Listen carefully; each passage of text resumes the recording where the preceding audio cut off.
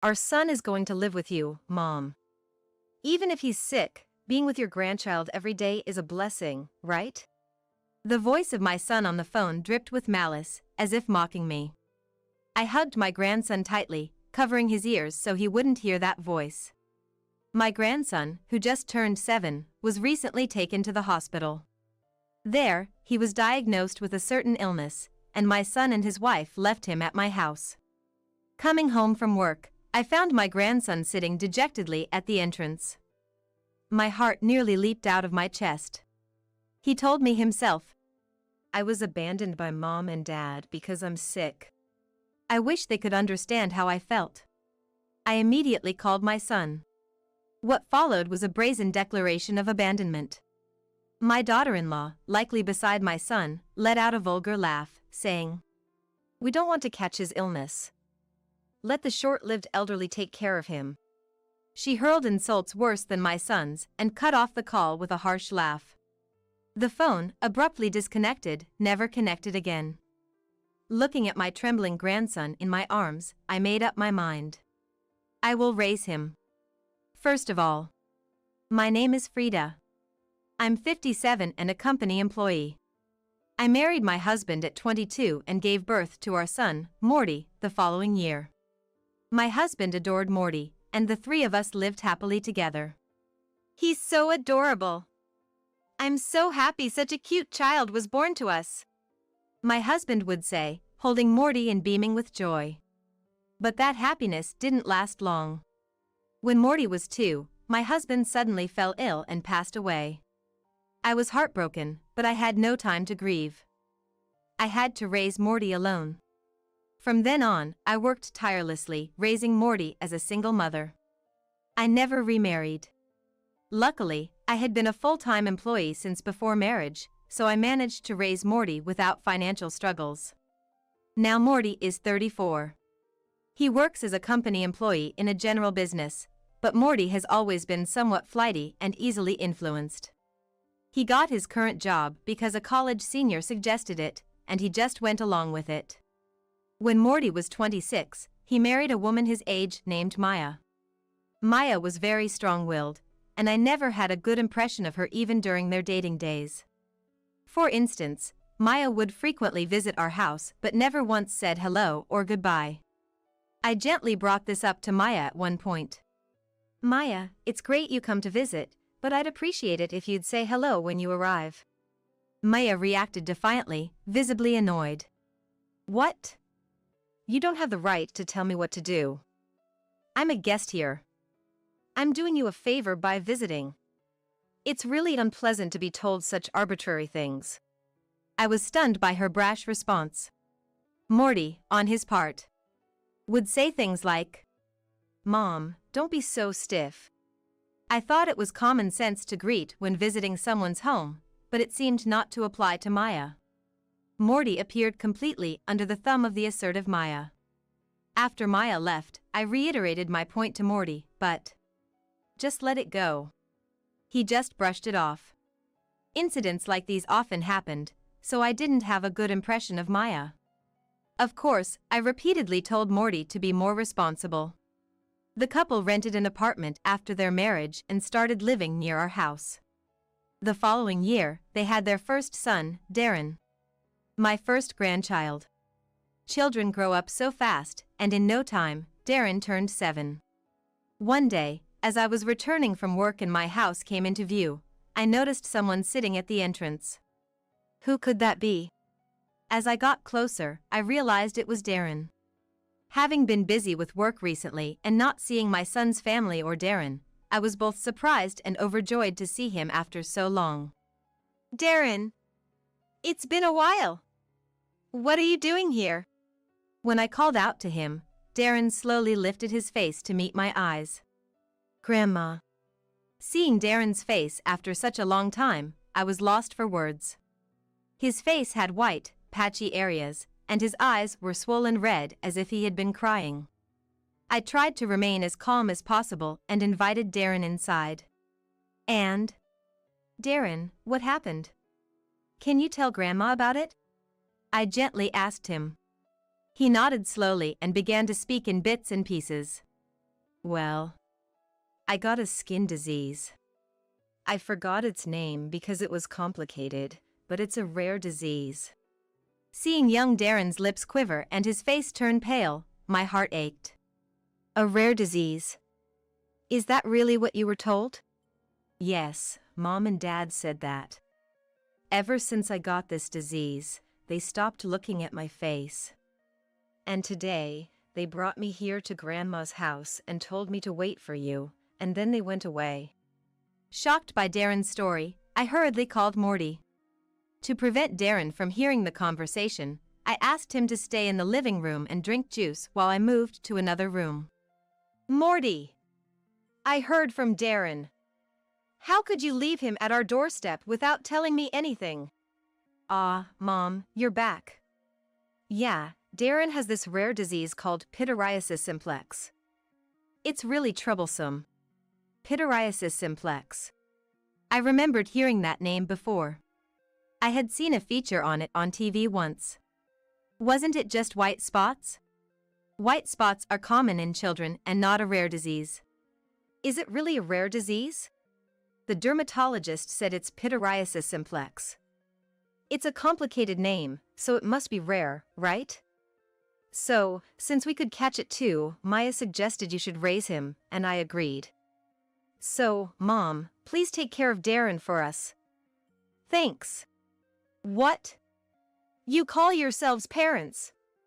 That's so irresponsible. I shouted in anger at Morty's outrageous statement. Then Maya took over the call, and her shrill voice echoed. Morty and I are still young and have our lives ahead of us. It would be terrible to catch such a creepy skin disease. So let the short-lived elderly take care of him. Bye. With that unilateral shout, the call was disconnected. Stunned, I quickly took out a book from the bookshelf that listed various diseases and their treatments and looked up pityriasis simplex. Thank goodness. It's just white spots. He'll be fine. The research confirmed that pityriasis simplex was not a rare disease and, with proper treatment, could be cured in most cases. I felt relieved and simultaneously furious at my selfish son and daughter-in-law.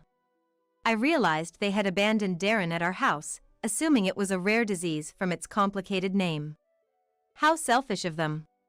I will definitely raise Darren well. I muttered with determination and returned to the living room. I smiled at Darren, who looked anxious. Darren, don't worry. Your illness is curable. Let's go to the hospital together tomorrow. Really? Darren, thinking it was incurable, lit up.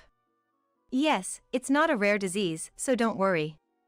And Darren, from today, you'll live with Grandma. It's okay. I'll make sure you're happy. Let's live together happily. Darren looked a bit bewildered, but then nodded. Thank you, Grandma. And smiled. Time passed, and 9 years went by. I turned 66, and Darren became 16. During these 9 years, I couldn't make any contact with my son and his wife. Darren, in his teenage years, didn't talk much lately but grew up kind, occasionally cooking meals. Now retired, I support Darren with my pension and retirement funds. Then one day, my son and his wife, who disappeared 9 years ago, suddenly appeared at our home. What do you want now, after all this time? I coldly confronted them at the entrance. How dare they show their faces after not contacting us for 9 years? Hey, we saw you on TV the other day. Surprised us. Darren is amazing. Earning so much money at his age, huh? Apparently, they had seen a recent TV interview, Teenage Genius Inventor. Maya, standing next to Morty, also chimed in with a sneer. Getting a patent and all, that's really amazing. You must be so rich now, huh? Indeed, Darren was skilled at inventing, and he had recently obtained a patent. It was clear from their attitude that Morty and Maya believed Darren was making money from his patent and had come here today with that in mind. They hadn't expressed any concern for Darren, they only talked about him becoming rich. They're still the worst couple. Then Darren appeared behind me. He must have heard our conversation. Hey Darren. we've come to take you back. A son is a son, even if he suffers from an illness. Let's live together again with your dad and mom." Morty's exaggerated behavior was almost laughable. To this, Darren responded coldly. "Huh? Who the heck are you?" Darren, now a high school student, was old enough to understand the situation. He realized from the conversation that his parents were after money, and felt no attachment to them, having been abandoned. Morty and Maya seemed taken aback by Darren's indifferent attitude, but quickly regained composure and started talking fluently. "Darren is sick, so his life will be tough. That's why Maya and I will support him," Morty declared. "What? After you abandoned me, you have the nerve to act all fatherly now? Don't pretend to be a dad." Darren, having listened to them for a while, clicked his tongue in disgust and scoffed. I was also astonished that they still mistakenly thought Darren had a rare disease. Darren's face had completely healed. "Morty, Maya, you've been mistaken all along. Darren doesn't have a rare disease. Pityriasis simplex is just white spots, common in children." Darren completely recovered in about a year. Stunned by my explanation, Morty suddenly changed his attitude and shouted, "We've been tricked. Screw you. Why didn't you tell us something so important?" Maya followed suit. "We were kidnapped by an old woman. You've taken our child for 9 years. Give back our child, Frida, you old kidnapper," and cursed at me. Ignoring their rants, Darren quickly took out his mobile phone and called the police. "The police are on their way. And just so you know, getting a patent doesn't mean you become rich instantly. You need companies to use the technology, and only then do you get patent fees. It's not some epic-making discovery, nor is it a widely used patent, so it's just a dream to be filthy rich. The money I've received so far has all gone to materials. So, I don't have any money." After Darren explained calmly, Morty and Maya turned red with anger, screaming, "What the hell? Then why did you call us here?" Seeing their reaction, Darren sighed. "I don't know. You came here on your own, so don't get angry at us. Just go home." Seeing Darren laugh, Morty shouted, "Don't you get smart with me." His fist was clenched, ready to lash out at Darren, so I instinctively jumped forward to intervene. Just as Morty was about to swing at me, a loud male voice rang out. "Stop it!" A police officer was outside the window. He had seen Morty about to hit Darren through the curtain and acted quickly. While his shout startled Morty, another officer quietly entered from the entrance, stepping between us and Morty. Morty waved his open hand, feigning innocence. He then sneered at Darren. "You might be an inventor or whatever, but don't get cocky. Live with that old woman for the rest of your life." With that parting shot, he left. The police asked if we were okay, and we said yes. After explaining the situation, we were advised not to let my son and his wife into our home again, and I nodded in agreement. The police reassured us they would help if needed, leaving me relieved. After the police left, I asked Darren, "Are you okay?" Concerned about his mental state. I knew he must be hurt, even if he acted tough, after being treated that way by his biological parents. However, Darren admitted, "I'd be lying if I said I wasn't shocked. I knew my parents were the worst for abandoning me without understanding my illness. But I didn't expect them to be that stupid, thinking I'm rich just because of a patent. All those nice words, thinking I'd agree to live with them." He sighed deeply, clearly displeased, and ruffled his hair. Then he looked down at me, smiling. "But Grandma, why did you try to protect me when I was about to get hit? I'm 16 now, and I'm bigger than you. I don't need protection." He asked me as if he was dumbfounded, which left me dumbfounded. "What are you talking about? No matter how old they get, you want to protect your kids. Their size doesn't matter." Darren groaned softly, then turned away. "I'd hate it more if you got hurt," he said gruffly, heading to his room. It seemed he was worried about me. I felt happy, realizing how kind Darren had grown. After that, I quickly contacted a certain person. A few days later, I went to the house where my son and his wife currently lived, accompanied by a certain person. When I rang the doorbell, Morty opened the door lazily and was shocked to see me and the person beside me. Lean! Why? The person next to me was Lean, Morty's friend. Morty's voice startled Maya, who also came from the back. Lean! Her face turning pale. Ignoring me, the couple was visibly shaken by Lean's arrival. Long time no see, Morty, Maya. Lean greeted them, and Morty, looking agitated. How did you find this place? He asked. I answered his question. When you came to our house the other day, you mentioned to Darren that you now live in a single-family home in this town. I didn't miss that. But how did you find this specific house with just the town's name? We didn't give you any detailed address. Morty exclaimed in panic. That's true, knowing just the town's name wouldn't be enough to find your address, so I hired a detective to focus on this town. A detective? Yes, and it didn't take long for them to find you.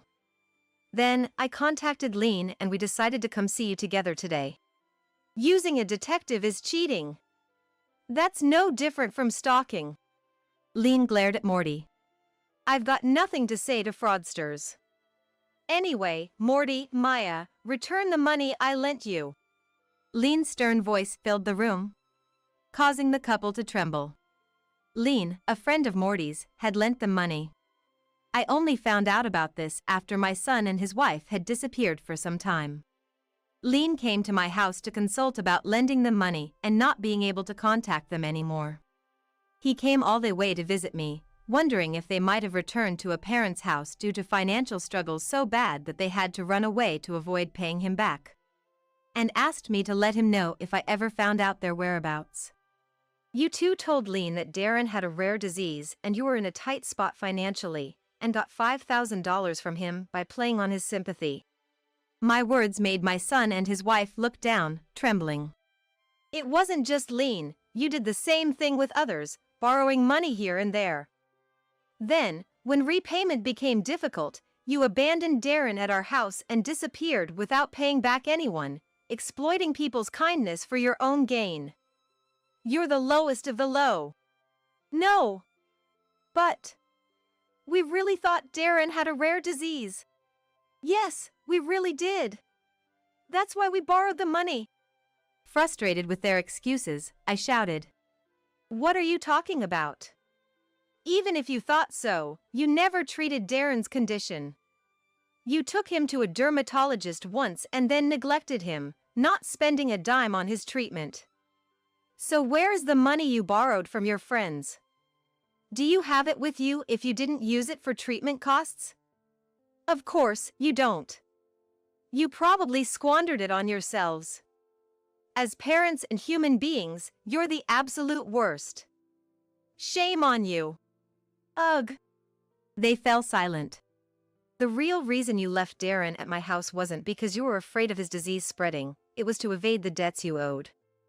Months before abandoning Darren, you frequently went on trips and started wearing only branded items, didn't you?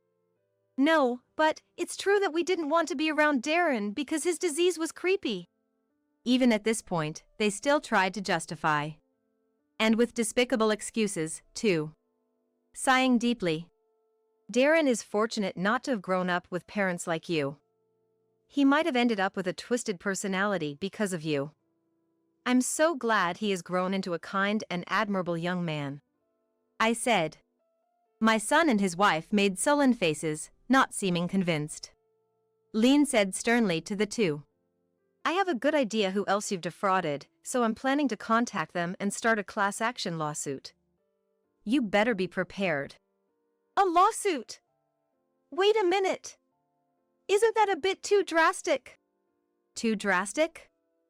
Not at all. Unless you can repay right now all the money you borrowed from me and others, which I guess you've already spent, right? Lean pressed. My son and his wife were speechless. I never imagined being betrayed by a longtime friend like you, Morty. I became distrustful of people for a while after you two disappeared. I will never forgive you," Lean said, glaring at them with hatred. I told my son and his wife. "Don't worry about Darren. He's a high school student now, capable of making his own decisions. Please don't contact him anymore." I was firm in cutting ties with them. Months later, despite being threatened, Morty and his wife still hadn't repaid the money. They were sued in a class action by the people they owed. Though each person was owed less than $10,000, the total was overwhelming for them. They ended up selling the house they had bought just a few years prior.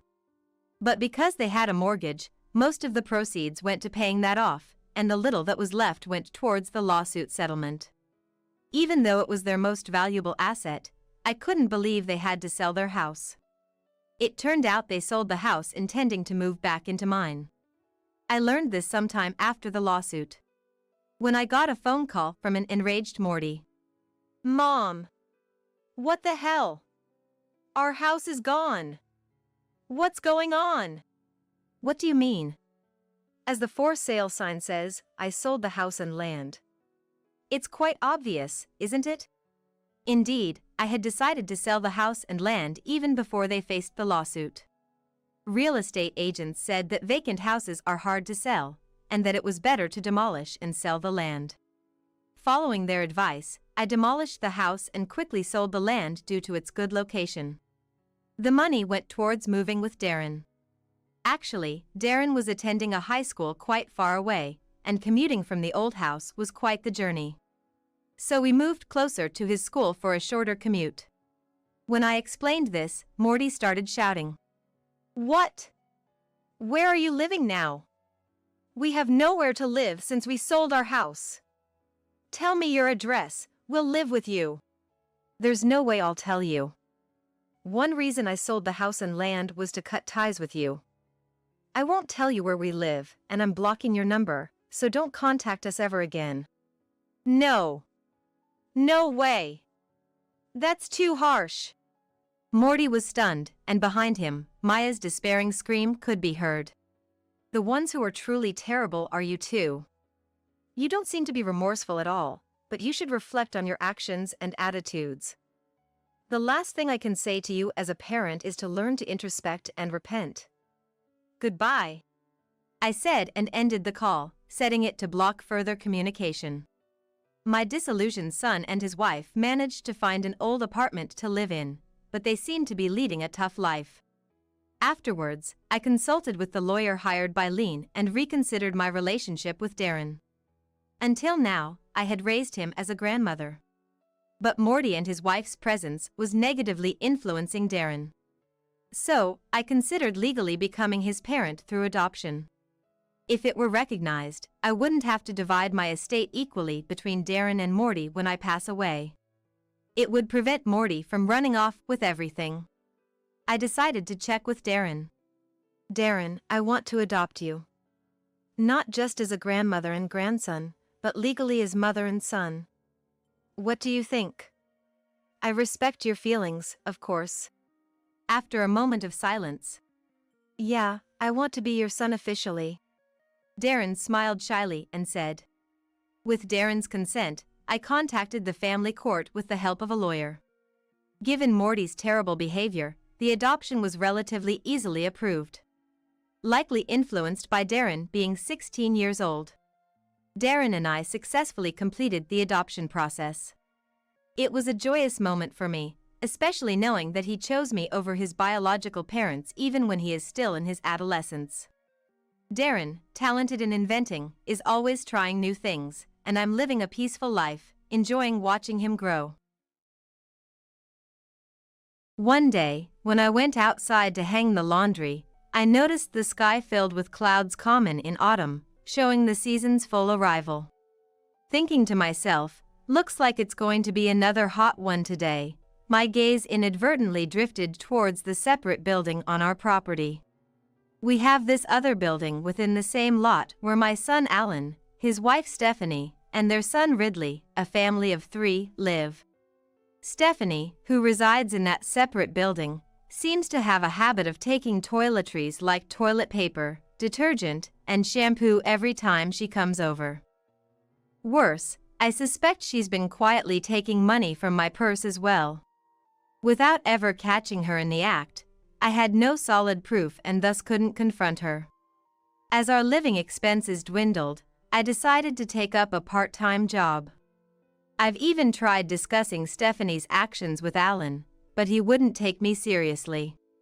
So, we planned a meeting with Frederick, my husband who's away on a solo assignment and returns home once a month, along with Alan and Ridley. Stephanie would join us later, it seemed. I mentioned that money was missing from my purse, but...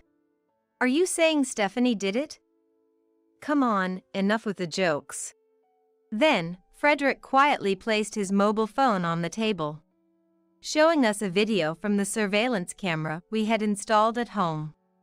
In the video, within a brightly lit corner of our living room, Stephanie was seen finding my purse, taking out a few bills, and then placing the purse back into the bag. Alan was shocked.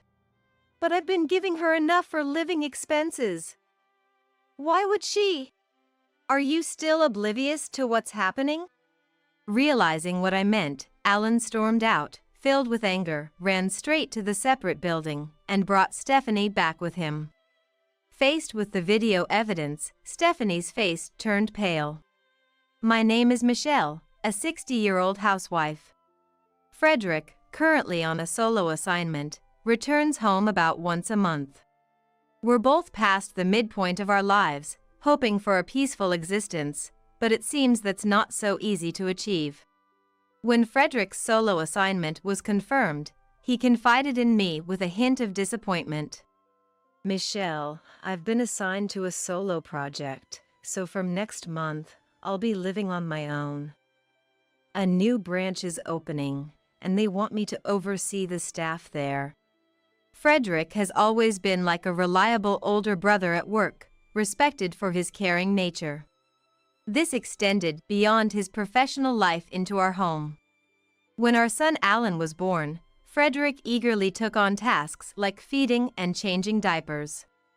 Even without taking paternity leave, he spent his holidays and summers napping with Alan, taking him to the park, and helping him with his studies as he grew older. It's rare to see Frederick looking so downhearted. Don't be so hard on yourself. You'll be back before you know it, right? I had assumed he would return in about 2 to 3 months. The thing is, I don't know how long it will be. Crossing state lines means I won't see you often, Michelle. I might only come home about once a month, and I'm worried about you. I wondered why he was worried about me. Then I remembered. I had recently undergone surgery for my chronic condition, and he was probably concerned about that. It's okay. Alan and his family are in the annex. If anything happens, I'll call. Alan, Stephanie, and their son Ridley live in the same property but in a separate building. Alan got married 6 years ago and lived in an apartment for about 2 or 3 years before having to leave due to the landlord's circumstances. Apparently, they had looked at other places, but Stephanie rejected all of them, ultimately asking if they could live in the family home. Frederick was reluctant to agree at first, resisting the idea. Alan, you know Michelle has been ill. I don't want to put too much strain on her, so I'm against it. Though he initially turned them away, a desperate Alan came back when eviction was less than a month away, saying, Dad, please, we won't be any trouble. Just let us stay in the separate building. Perhaps changing his mind over time, Frederick agreed to let Alan's family live in the separate building. He later told me he felt it was safer than leaving me alone. 3 years have passed since then, and they show no signs of moving out, still living in the separate building. Trying not to worry Frederick, I assured him brightly, I'm doing fine. The surgery went well, and I'm taking my medication regularly. We should also install a surveillance camera. The new ones are really good, even come with temperature sensors, could be useful for preventing heat stroke. You worry too much. I laughed, and the night went on with such conversations. Frederick indeed installed a surveillance camera later, linking it to an app on his mobile phone. Though surprised at first, I quickly got used to it since it was placed high up.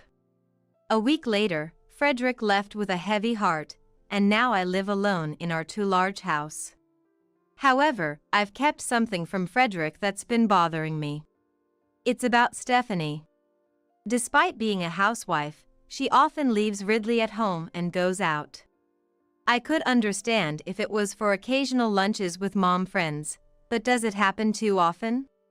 Also, whenever she comes up to the house with Ridley, she always seems to take something with her, which has been a source of worry. Michelle, I'm taking some toilet paper with me, okay? At first, I didn't mind much as it was just small things, but gradually it escalated to detergent, shampoo, body wash, and even dishes at one point. Though she did return the dishes, it was still odd. Stephanie, are you struggling financially that you can't buy these things? Not at all. Then why take things from our house? It's just being thrifty. With Ridley around, expenses will only grow, so I thought I'd save where I can. Please, Michelle, consider it helping out and let it slide. She said this without a hint of shame, waved, and left again. Always dressed stylishly, talking about going to the spa and getting her nails done, is she really saving money? Alan works hard from early morning till late at night, and I've never heard them having financial troubles. Wanting to confront her about what she intends by doing all this, but not wanting to be the meddling Emmael, I've kept silent. In the midst of these days, I started noticing money disappearing from my wallet more frequently. I suspected Stephanie, but without proof. Time just kept passing without catching her in the act. One day, stepping outside to hang the laundry, I saw clouds typical of autumn, signaling the season's full presence. Despite the lingering heat suggesting another hot day ahead, my thoughts inadvertently turned to the separate building. Since then, surprisingly, I've never actually seen Stephanie taking money. Though I've started to doubt it was her, whispers from the neighbors have begun to reach me, sharing not so flattering rumors about Stephanie's flamboyant appearances around town and sightings with younger men. I was skeptical. Sure, she dresses fashionably, but I've only ever seen her in outfits you'd find in fashion magazines, and she doesn't strike me as someone who would have an affair. Even when she's in the annex, sometimes in pajamas, I just couldn't picture Stephanie gallivanting around. However, the fact that someone actually saw her made me think that there might be aspects of Stephanie I wasn't aware of. Despite my observations, money continued to disappear from my wallet. With living expenses becoming tight, I decided to take a part-time job until I could gather evidence. I told Frederick it was for a change of scenery, but he was so worried that I had to promise to only work as much as I could handle. Luckily, I saw a nearby supermarket was hiring part-time cashiers, so I contacted them and went for an interview. I had consulted with Alan about it, but on the day before I was set to start, I told him, Alan, I'm starting a part-time job next week. Why? You've just been discharged from the hospital, and you're still recovering, right? It's just for 3 days a week. I'll be fine. More importantly, it's about Stephanie. I decided to take a chance and talk to Alan about Stephanie's behavior, thinking he might say something that could lead to a change. Did something happen with Stephanie? Recently, she's been taking household items like toilet paper and shampoo. Are you guys struggling with finances? But Alan was indignant. That's not true. I give her money every month, and she manages it. She used to work in accounting, so she's good with managing our budget. Is that so? But she really is taking things. And money too. Money? You're saying Stephanie is taking that too? Alan looked incredulous. Yes, a little bit of money has been disappearing from my purse. She might not think I've noticed, but this can't continue. Can you subtly bring it up with her? Mom, are you sure you're not just getting confused? That just doesn't seem likely. Alan sighed heavily, not believing me, and wouldn't listen to anything else I had to say. The next day, I informed Stephanie about my part-time job and explained that it would be difficult for me to look after Ridley as much. This happened just as Stephanie came over, wanting to leave Ridley with me. She looked annoyed and complained. Then who's going to take care of Ridley? Stephanie, I'm going to be clear. Please take care of your own child. Why do you always leave Ridley with me and go somewhere? Where are you going? When I stood firm, Stephanie clicked her tongue and glared at me. Fine. I won't ask you anymore. She didn't answer my question and took Ridley back to the annex. I was left sweating from the tension, but from that day on, Ridley came over by himself. Granny, let's play. I sighed and let Ridley in, taking care of him. Stephanie went out again today. And let Ridley in, taking care of him. I hoped that starting my part-time job might lead her to reconsider her actions. With that faint hope, I spent the week. Then came the first day of my part-time job, working from 10 a.m. to 3 p.m.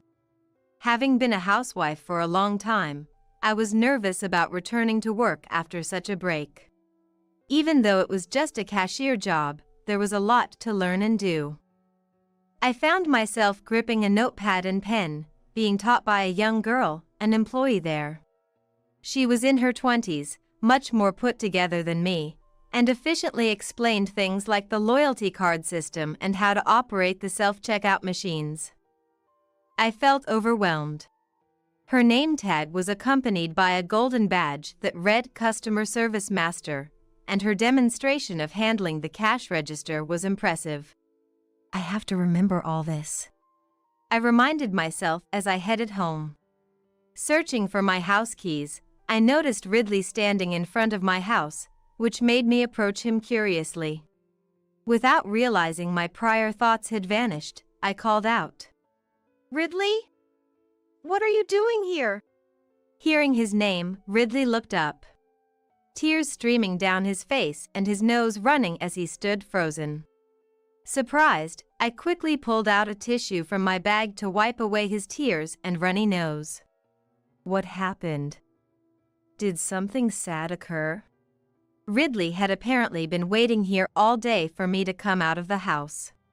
When I didn't show up, he asked his mom, Stephanie, who told him I had gone to work and wouldn't be home, leaving him shocked and crying.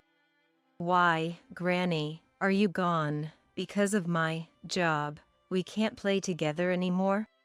He said, sniffling. Job? What job, Ridley? I asked. He said, handing me a piece of paper. This.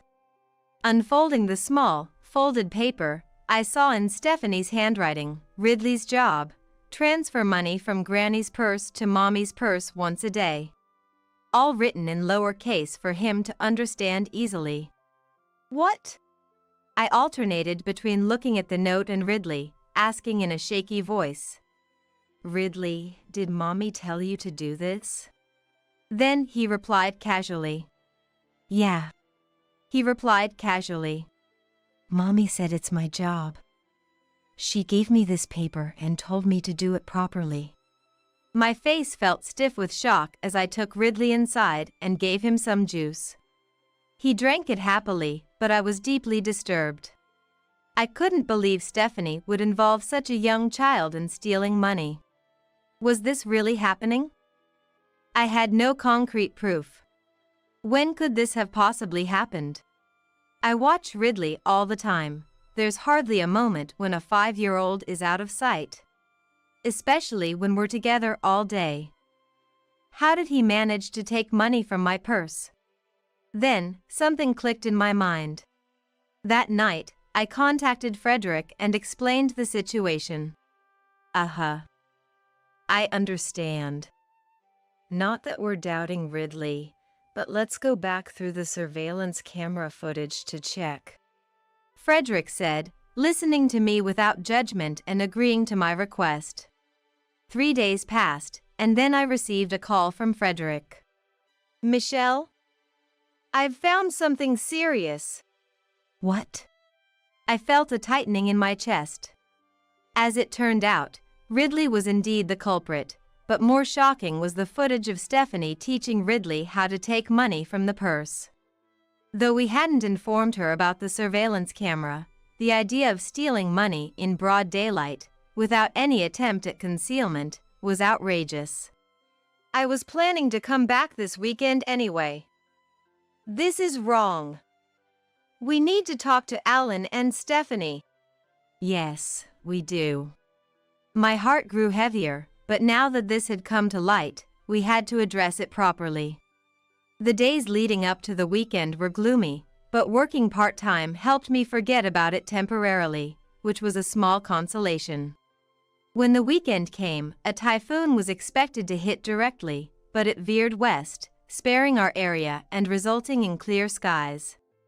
However, despite the sunny weather, there was a storm brewing inside our house. Frederick caught an earlier train than usual to come home for the discussion. Looking a bit tired but also visibly angry, indicating a stormy day ahead. Immediately upon arriving, he went to the annex to summon Alan and Stephanie urgently to our house. However, only Alan and Ridley came. Sitting across the living room table from us, Frederick and I faced Alan and Ridley. "Alan, where's Stephanie? I told you to ask her to come as well." "She said she'd come later," Alan responded vaguely, under the heavy atmosphere. It was as if the ice in the glass beside him laughed at his uncertain answer, clinking loudly. "I wanted to talk to Stephanie, actually, to Stephanie most of all. But fine. Alan, it seems Stephanie has been taking things from the house quite often." Alan seemed to recall something. "I heard about that from Mom before. But it's not like it happens that often, right? And Stephanie said she got those things from Mom. But what she took wasn't given out of goodwill. She insisted on taking them, saying we should save for Ridley's future expenses. That's not the same as offering assistance." "What? Stephanie doing something like that?" "And about the money being taken from my purse." "You're saying Stephanie did that? Stop joking around." Then, Frederick placed his mobile phone on the table, quietly showing the evidence. "It's no joke. There's footage of Stephanie instructing Ridley to steal money, and of Ridley taking money from Michelle's purse every day." Alan was stunned by the footage. In the video, Stephanie was seen rummaging through a bag in a brightly lit corner of the living room, taking a few bills from the purse, and instructing Ridley on how to do it, showing him the money before putting the purse back. The fragmented conversation suggested she was telling Ridley to take this amount from Granny's purse. Ridley nodded vigorously, understood, and was then embraced tightly by his mother. Alan was speechless, just staring at the screen of Frederick's mobile phone. "This is from the surveillance camera I installed because I was worried about Michelle's health. I never imagined it would reveal something like this. There's also footage of Ridley taking money from the purse." Frederick switched the video to another scene, showing clearly when Ridley had been taking the money. When I got up to take my medication for my chronic condition, Ridley was rummaging through my bag and swiftly took money from my wallet. The medication time was fixed, so even young Ridley could easily catch the timing. "I trusted you." "It's the lowest of the low to involve an innocent child in your crimes. Shame on you." Frederick, normally not one to anger easily, spoke with a voice filled with fury. Alan shivered, and Ridley was frightened by his tone. "But why? I give enough for living expenses, so why? Why did you do this, Ridley? Confused, Ridley answered. Mommy said her job is to spend money on people she likes, and that's why it's not enough. People she likes? Yes. Mommy always dresses up and goes out somewhere. But I can't go with her. So, I stay home with Granny. Alan looked at Ridley with a puzzled expression, as if wondering, what does that mean? Is she cheating? Are you still not seeing it? Alan caught on to my words and stormed out of the house with a furious expression, heading straight for the annex. Soon after, he came back dragging Stephanie along. Ouch, that hurts. Let go! Stephanie protested, while Ridley looked confused and close to tears, not understanding what was happening. Stephanie, what's this about? Explain yourself. Even though Alan provides enough for living expenses, why would you steal money from Mom's purse and even involve Ridley? Surprised, Stephanie looked at Alan, as if she couldn't believe he knew. What are you talking about? Do you have any proof I did such a thing? She said, assuming there was no evidence, but Alan showed her the video on Frederick's mobile phone. This is the proof. You had Ridley do it, too. Where have you been going during the day, meeting some man? Stephanie turned pale upon seeing the video. She eventually admitted, not to an affair, but to obsessively following a fandom. I'm sorry. It was supposed to be just for fun. Being alone with Ridley all day was suffocating, and living so close to Michelle was stressful. I just wanted a change of pace, just once. However, that just once turned into a frequent escape, and she became deeply involved. I wanted to have fun too. I needed money for that. I wanted money to support the idol I'm a fan of. I couldn't work because of Ridley, and the allowance from Alan was never enough. But stealing money from Mom's purse, that's just like being a thief. I'm sorry. I won't go anymore. I'll stop going to the fandom. I'll return the stolen money. I'll change, please forgive me. Stephanie begged Alan through tears, but he was too filled with anger to listen. No. Absolutely not. I want a divorce. How could you? She clung to him, crying until the end, but Alan remained firm and later presented her with divorce papers. I had been keeping a note of the amount of money lost, which I used to create an invoice for her. Is it really that much? She was surprised, but surely she was not unaware.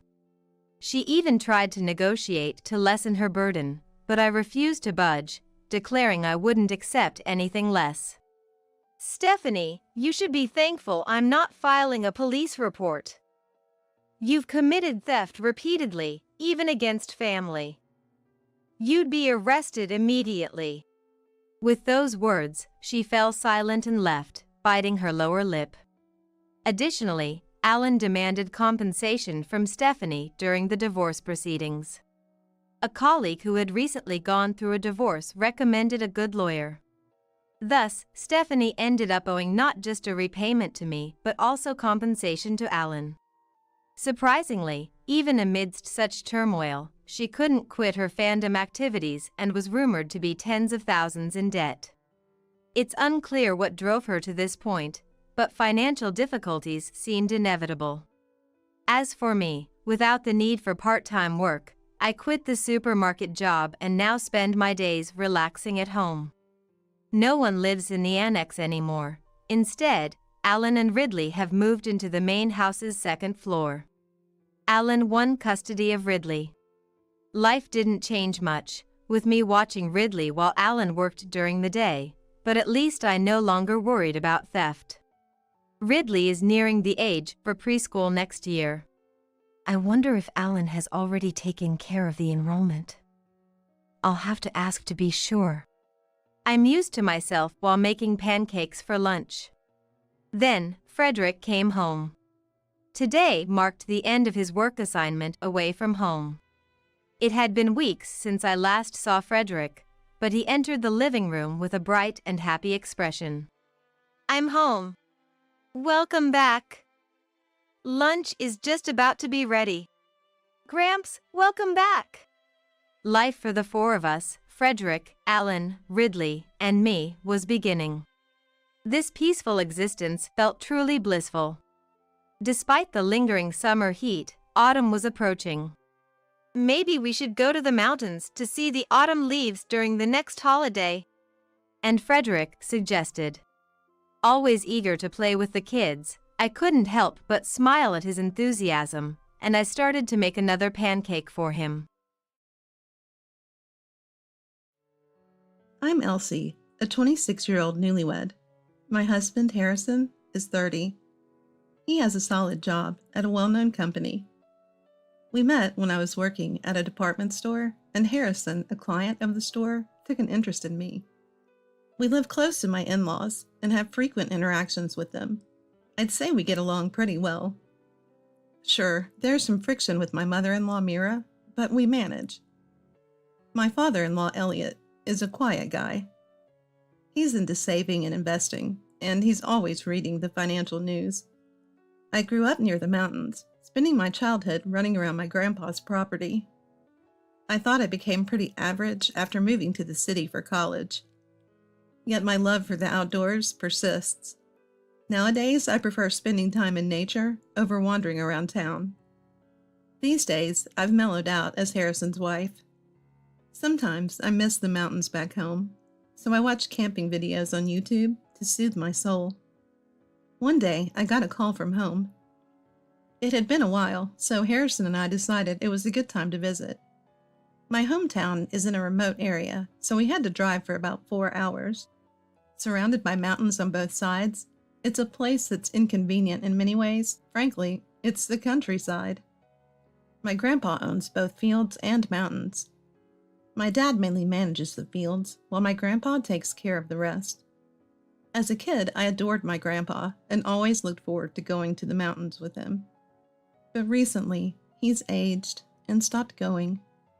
When we arrived, my grandpa greeted us. "Wow, Elsie. "Hey, Grandpa. Long time no see. How have you been?" I'm still kicking. Won't kick the bucket until I see your kids." "Good to see you again, sir." Harrison finally chimed in, after not getting a word in. "Ah, Harrison, how have you been?" My grandpa greeted him with his rugged, wrinkled face and held my hand in his strong grip. It felt really warm. Then, after a heartfelt dinner, my dad began to talk as we sipped some drinks. "The reason I called you all here is to talk about Grandpa's inheritance." "Inheritance? Isn't Grandpa still well?" All I asked, my grandfather, who was sipping his wine, responded. "Well, I'm turning 80 this year. You never know what might happen. I want to share my thoughts before I start losing my mind." "Don't talk like that. You're still lively." "I think so too." My dad chuckled, pulling out a piece of paper. "But the old man is pretty stubborn. Once he gets an idea, it's hard to change his mind. It's not really an inheritance. It's more like a gift while he's still alive.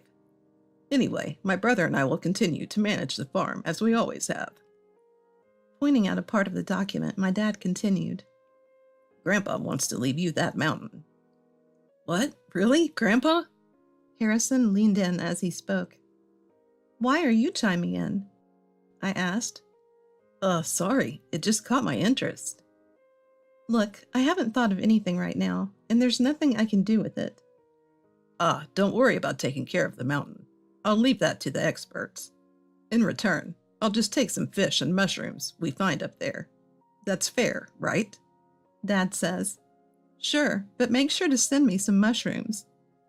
"All right, it's settled then. We'll take it from here." "Fine by me.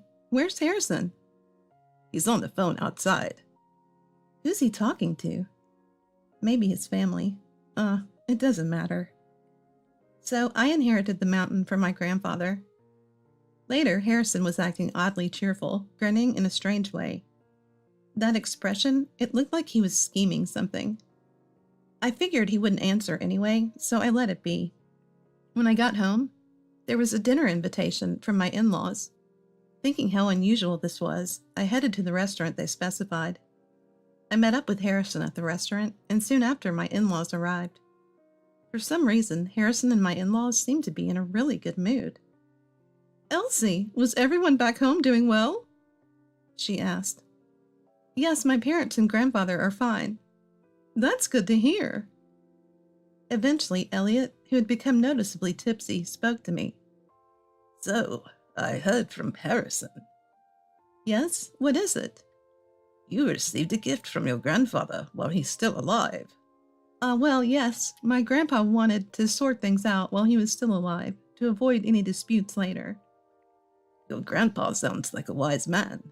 I heard you inherited some land. Is it big?" "It's not particularly grand, but it has a beautiful stream. You can find trout and char there." "Nice. So, what are you planning to do with it?" "Honestly, I hadn't thought of anything yet." "What a waste. You could make some good money off it, you know?" Elliot said with a sleazy grin. The attitude ticked me off a bit. That land is a place filled with memories of my grandfather and me. I don't want to use it just to make money. "Oh, don't worry. We're not thinking about that. But you do realize that since you inherited it, it's also mine, right?" Harrison said something unexpected. "What do you mean?" "Well, the land belongs to both of us. Since we're married, it's joint property." "Don't make decisions without asking me." "But we're a couple, aren't we? We live off the money I earn, so it's the same thing." "That's right. What belongs to the wife also belongs to the husband." "Exactly. You're my wife, so we've both inherited this land. You get it, right?" The in-laws tried to gang up on me again, this time with everyone involved. After dinner, my in-laws even followed us home, and we all had a casual drink. My in-laws and Harrison seemed to be having an even better time. I called it a night pretty early, but it seemed like my in-laws and Harrison stayed up chatting late into the night. Then, Elliot approached me for advice again. He said he was introduced to a real estate developer through a contact and had a conversation with him. "Just leave it to me," he said proudly. Harrison added, "Preliminary estimates suggest it's worth billions. Just trust me with it." "What are you doing without asking me?" "Shut up. You're my wife. What's yours is ours. You'll thank me for this." "That's right. A good wife listens to her husband. If this works out, we all benefit. It's a win-win." I couldn't believe it. They were all blinded by greed. Until we talked about my grandfather's legacy, everything was fine. But everyone changed after hearing about the mountain.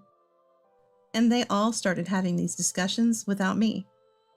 I spent my days filled with anxiety. Then one day, at Elliot's suggestion, we decided to go check out some mountains. We booked a nearby hotel, although the pretext was a family trip. It was actually an inspection. "It's lovely, even more expensive than I thought." "Could probably sell it to a resort developer. Build some villas and hotels, and we'll make a killing." Mira and Harrison started talking nonsense. "Should we try a family camping trip?" And then, with hands on his hips, Elliot declared, "All right, this will be our camping ground. Elsie, you'll work here as staff. And no days off, of course." Honestly, it's a suitable place for a campsite. The spot has good drainage and faces the south. It's close to a beautiful stream, perfect for family outings. The in-laws seemed pleased with the situation. Once we got home, a call was made to the developers right away. After hanging up, Elliot said, "They're going to check out the site next week. They even suggested turning it into a vacation home area, or a members-only resort hotel. This is going to be fun." "That sounds lovely. Can we use the hotel and stuff?" "Of course, we'd be the owners. This could be our graceful retirement." "In that case, I might manage the hotel. Elsie could manage the campground." Campground manager? Yeah, she's family. She can work for free and no days off. You can't be serious. What are you talking about? Our family is doing all this for you. It's only natural you work too. And you'd be working in the mountains, which you love. Harrison laughed at his own comment. I couldn't help but join in on the in-laws conversation. Just then, I received a message from an old college senior. Hey, long time no see. How are you? Vernon. Vernon is a mountain climbing enthusiast who spent 2 years studying abroad as a member of a mountaineering club. Now he's taken that experience and landed a job at an outdoor gear manufacturing company. He's still climbing mountains. You don't seem too happy. What's going on? I explained the situation. I see. Your husband's family seems to be blinded by money. Yeah, it feels like they're all about making money off my mountain. I'm even thinking about divorce at this point. Leave it to us. Let's hold a strategy meeting. You free? Nobody pays attention to me, so I'm free to go out alone. All right, I'll get in touch with the others. Cheer up, okay? Talking to Vernon lifted my spirits a bit. Though I don't know what he's planning, he'll probably help me out. The in-laws, still excited about the mountain, wanted to go again. Reluctantly, I drove everyone to the mountain. We ventured deeper into the forest than last time. Finally, we reached the mountain entrance and got out of the car. Hey, why is there a shrine here? Is it significant? Harrison noticed a small shrine at the mountain entrance. Yes, it's a deity of the mountain, a branch shrine established by my ancestors. I pray there before entering and leaving the mountain. That's quaint for modern times. It's just a way to show gratitude and seek permission from the gods. Psst! Nonsense. This mountain provides us with mushrooms and river fish because of this deity. That's just superstition. We're tearing down this tiny shrine when we build the campground. Absolutely not. We've cherished and protected it. I don't believe in gods or old tales, Harrison said, kicking the shrine. What are you doing? You'll be cursed. Let them curse me if they can. Ha ha ha, he said, and quickly entered the mountain. As usual, I put my hands together and prayed.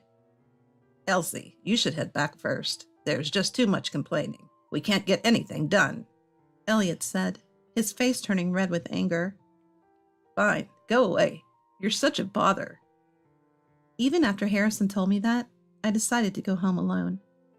I descended the mountain and got a local friend to drive me to the nearest train station. Suddenly, I noticed dark clouds rolling over the mountain. Looks like it might rain. Will it be okay? I rode the train alone and got home. When I got home, there was a message from Harrison online. Where are you? I need help. What happened? I got a flat tire on the way back. My car won't move. Well, looks like karma got you. I replied, and he said, Don't say that. Help me. I'll find the auto repair shop my parents use. I arranged for a tow truck from that shop. Feeling slightly vindicated, I texted back, Tough break, hang in there. After a while, he got back to me. Thanks to the tow truck, he was able to get moving. But it took time. Now he had to hurry back on the freeway. He spent quite a bit on the tow truck and car inspection. I couldn't help but laugh. After dinner, while relaxing, my line rang. It was Harrison. He got caught speeding on the freeway by an unmarked police car and was fined $180 for going 28 miles per hour over the speed limit. See, karma strikes again. That's what you get for disrespecting the mountain gods. I burst out laughing. For a while, my in-laws acted like adults, but soon they started excluding me from their conversations. Seems like they're still plotting to make a fortune off that mountain. Elliot was discussing resort development and campground operations around that mountain with a realtor. However, quite a bit of upfront investment is needed to develop the uneven forest land. It's all about starting, borrowing a little money. It's no big deal. Elliot seemed a bit shaky, as if he'd completely forgotten about the initial costs. My in-laws started scrambling to secure funds. It seems they are even talking to sketchy loan sharks. Will they be okay? I thought of showing the charm of the mountain to my in-laws to make them reconsider the resort development. Elliot, that mountain offers various pleasures. It's mushroom season now. Want to go again? Elliot pondered. To give him a nudge, I continued. How about it? The flickering bonfire in the night, the refreshing morning air, the aroma of coffee wafting around. It's a perfect setting for you, Elliot. You think so? Haha. I'm quite particular about coffee, you know, very picky about its taste. Ha ha ha ha. Picky, but he only likes grocery store coffee. I can already see you, rugged yet sophisticated Elliot, savoring coffee in the morning mountain air. Ha! Now that you mention it, I was once told that I looked like a model for men's cosmetics. Maybe I should grow a beard. Mandem. Elliot stroked his chin as he said that. It must be some old commercial I'm not aware of. Okay then, I'll look forward to a favorable answer. Leave it to me. Great, now Elliot is getting in the mood. What an easy mark. And so, we decided to go on an overnight camping trip. Fortunately, the weather was good, and we arrived at the mountain before noon. We brought 2 tents, one for my in-laws and one for me. The in-laws' tent wasn't secured well, no stakes hammered in properly, and they didn't even put up the rainfly. I warned them, but they shrugged it off. It's just one night. It'll be fine. I figured they might learn better from experience, so I stopped harping on it. I set up my tent on a slope that looked like it drained well. For dinner, I kept it simple with steak. After eating, I cleaned up and retreated to my own tent. I drank some canned beer and turned in early, while the in-laws enjoyed a bonfire. Morning came. Even in summer, the mountain air had a chill. I started to prep some coffee, soaking in the fresh mountain morning. I could still hear snores coming from my in-laws' tent. Seems they had fun late into the night. Eventually, they crawled out of their tent. Good morning. Care for some coffee? I looked up and was shocked beyond words. What? What happened to you guys? Their faces were swollen and deformed, as if they'd been bitten by a swarm of insects. Forgot to zip up the tent last night. Woke up like this, Elliot explained, scratching his face. It itches so much I can't stand it. Can we do something? Mira whined, also scratching. Well, I didn't expect to wake up like this after a night of great drinks and mushrooms, Harrison added, scratching his belly. Got any medicine? Nope, don't have it. Looks like he really went to town scratching an itch. There's even some blood seeping through in spots. I took them to my parents' home for treatment. We always had effective but stingy ointment for bug bites. I applied ointment to the 3, but Elliot was writhing. Ah, that spot! Ouch, it stings! Mira screamed, and Harrison shed tears. Seems like this is what people mean by agonizing cries. Well, it's a price for underestimating nature. I generously applied more ointment on them. The wrath of the mountain god seemed to linger. Around this time, I got a call from my uncle on my father's side. Actually, I can't keep up with the field I inherited from my father, and I'm thinking of letting it go. He paused and said, That land is so close to your mountain. How about you take care of it along with the mountain? You're free to use it as you wish. What do you think? Not a bad deal, huh? I was immediately convinced. The field has good sunlight and drainage, but neglect would turn it into a wasteland. So I thought of setting up a campground there, separate from my in-laws' plan.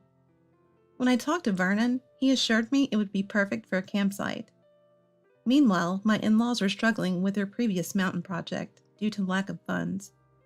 They wanted me to be the campground manager, but I had been refusing. You were supposed to manage it. We discussed this. Harrison was getting irritated by my stubbornness. No, I won't work here. It was time. I told Harrison about my own plans. I'm going to set up my own campsite. What? Are you serious? An uncle of mine gave me some land, and I'll turn it into a campsite. I even have the support of an outdoor goods manufacturer, and the plan's already getting good reviews. Do as you wish. We'll proceed with our own plans. Yours will fail soon enough. Ha ha ha. Harrison stormed out, almost like a villain in a story. Then one day, I got a call from a senior colleague. Hey, that thing you asked for? Consider it done. You can relax now. Really? Thank you so much. And so my campsite plan was set into motion. Vernon gave me all sorts of advice, and we came up with a design that prioritized convenience. We used the elevation differences to add steps between plots, so people wouldn't be in direct eye contact. Each plot had a parking space, making it easy to unload, even with lots of gear. The admin building had a small convenience store and offers shower rooms. These amenities are free for guests to use. Finally, I decided to formally inform my in-laws. I told Harrison and my in-laws that I had something important to discuss and invited them over. Regarding the mountain and the campsite, Oh, finally made up your mind. You'll manage the campsite for us. Elliot seemed genuinely happy. Of course, a daughter-in-law is a member of the family, and it's only natural that you'd agree, Mira said smugly. We've been waiting for Elsie to say that. Now we can join the ranks of the rich elite. Ha ha ha. Harrison is grinning from ear to ear. Looking at my lovely, overly cheerful in-laws, I let out a sigh. I hate to burst your bubble, but that's not happening. What? All three in-laws gasped in disbelief. Listen, the development of that mountain can't go forward. Actually, it's off the table. My words left my in-laws speechless, their mouths wide open. After a moment of silence, Harrison breaks in. What does that mean? I'm glad he asked. The area has been incorporated into a national park, so no development can happen. What? A second harmonious gasp from the family. Another round of silence follows. This time Elliot speaks up. So what does that mean for us? We can't make any money? Yeah, what about our retirement? My in-laws clamor, but I don't let it bother me. Harrison chimes in. I was going to quit my job at the end of this month to build a campground on that mountain and become the boss there. It can't be helped. It was the government's decision. So did the government pay you? They bought it, right? Yes, I received a reasonable amount, but it's mine. What are you talking about? You're part of this family. That money should be ours. Elliot stands up, clearly agitated. No, even though we're married, the assets I inherited are mine alone, not yours. That's it. We're getting a divorce. Harrison throws down his trump card, just as I had expected. Fine, if that's what you want. I don't want to be a part of this greedy family either. Fine, I'm moving back to my parents' house, starting today. Sure, you have no other choice. After all, this house is in my name, bought by my parents. You'll be the one leaving if we divorce. Shut up. Your campground will fail, and you'll regret this. Do whatever you like. I'll also be going back to my parents' house after sorting things here. Fine, have it your way. So I completed the divorce proceedings, organized my home, and returned to my parents' house. During the division of assets in the divorce, it seemed Harrison had already invested even my share in his campground plan, complicating the split. My in-laws, already deep into their plans, had no choice but to proceed. A real estate agent suggested another piece of land for their campground. Eventually, their campground opened. It was located in the mountains and lacked adequate facilities, making it inconvenient for transporting gear from the far-off parking area. The equipment rentals were also priced high, and the sites were merely separated by ropes, offering no privacy.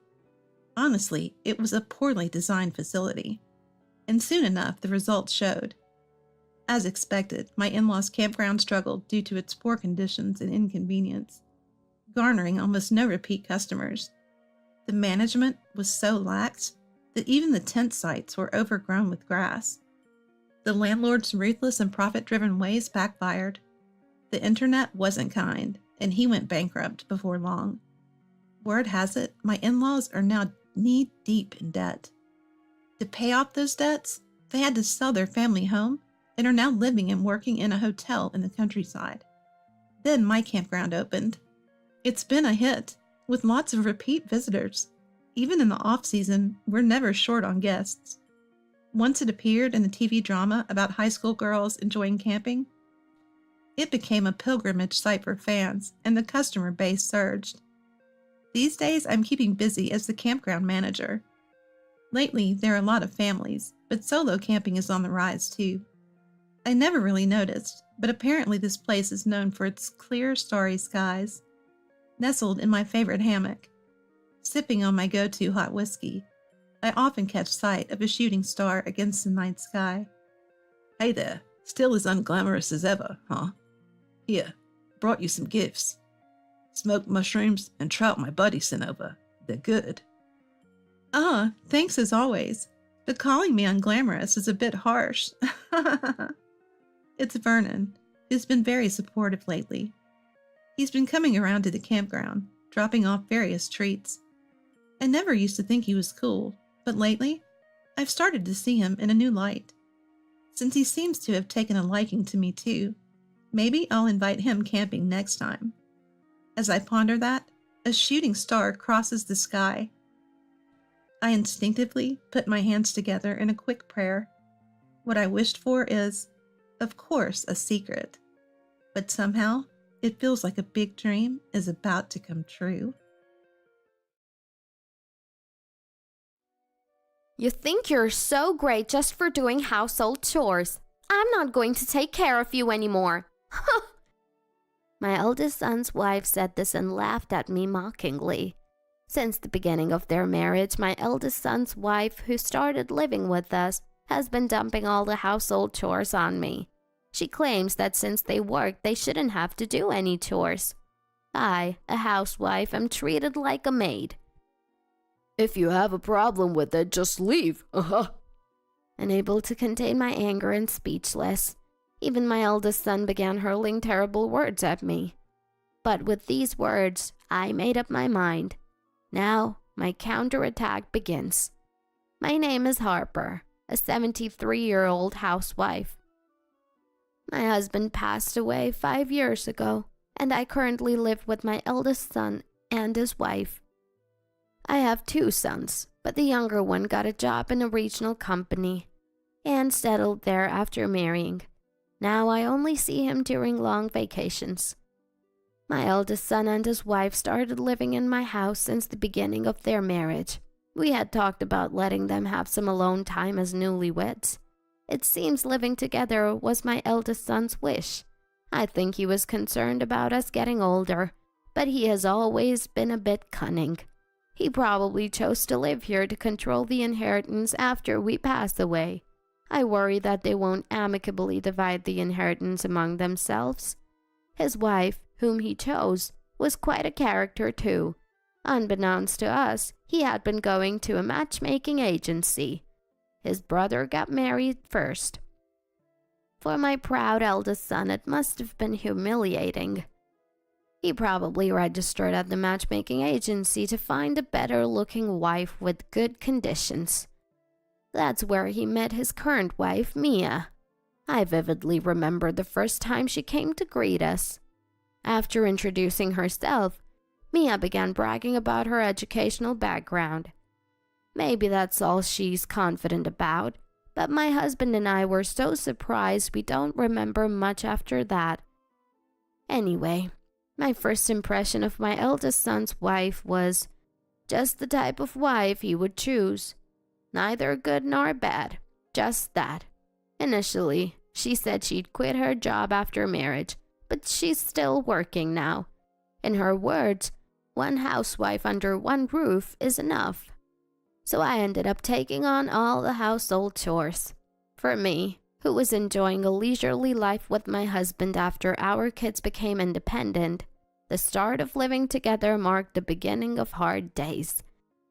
Even though they both work, I thought they would at least take care of their own needs. But it seems I was too naive, as they do nothing. I do all the cooking, laundry, and cleaning by myself. It's like having 2 children return home. Mia, Can you help out with the chores a bit on your days off? I once asked her this when she was relaxing in front of the TV on her day off. She glared at me with utter disdain. I think this was within the first year of their marriage. I never imagined being glared at by my eldest son's wife. I was so surprised that I lost my words for a moment.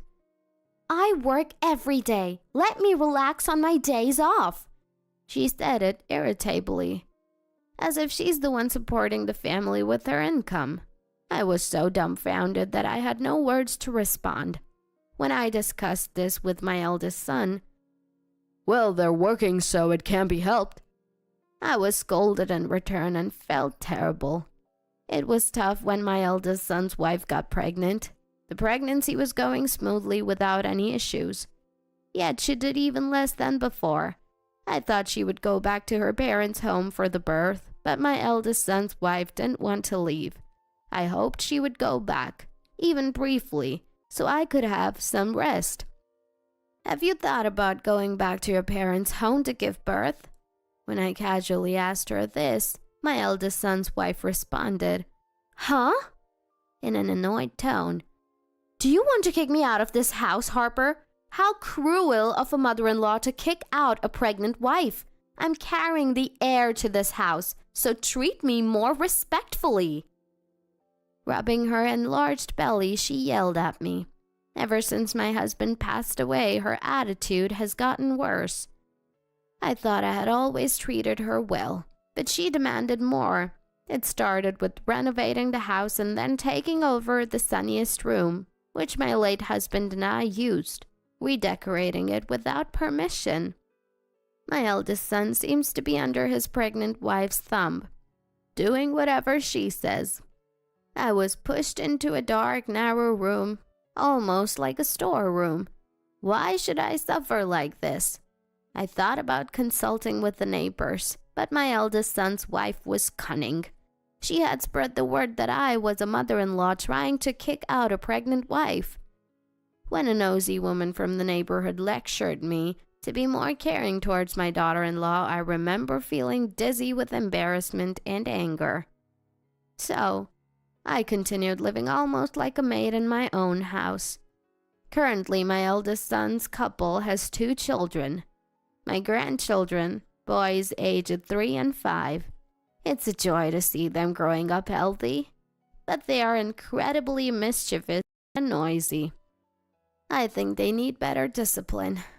But Mia, my son's wife, insists on letting them grow up their way, never scolding or correcting them.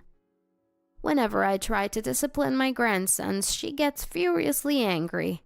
To top it all off, do you intend to brainwash my children? I was stunned to hear that. She accused me of such when I was merely teaching them to line up their shoes. This way, the gap between me and my eldest son's wife, with my grandsons in between, deepened. Even today I went to pick up my grandsons from daycare and was preparing dinner. I feed the grandchildren first, because my eldest son and his wife want to eat dinner peacefully. Incredibly, since we started living together, I've never had a meal with them. I'm always serving them during their meal, keeping the hot dishes hot and the cold ones cold as they demand. I think it's selfish, but if they say they're tired from work, I can't help but give in. I only eat after the grandchildren have finished, after my son and his wife have eaten, and almost all the cleaning is done. A tasteless meal with whatever leftovers I can quickly put together. The same goes for baths. I bathe the children. I can't join them as there's still housework to be done. I wash and rinse them while keeping an eye out. The couple takes their baths separately whenever they like. I only get to bathe after they've gone to bed. My eldest son's wife always turns off the pilot light when she's done, even though she knows I haven't bathed yet. It's a waste of gas, isn't it? It's your fault for not bathing earlier, Harper. Still have housework? Aren't you just inefficient? When I ask her to at least leave the pilot light on, she responds with such words, mocking me with a smirk. ignoring the fact that she doesn't help with the chores and ridiculing my efficiency. Even if I want to talk back, I feel like I'll cry if I open my mouth, so I can't say anything. In the end, I have no choice but to soak in lukewarm, tepid water. Continuing this life, I eventually reached my physical and mental limits. I tried my best to improve my relationship with my eldest son's wife, but it was all in vain. Finally, I broke down and became bedridden. That day, feeling feverish since morning, I collapsed while hanging out the laundry.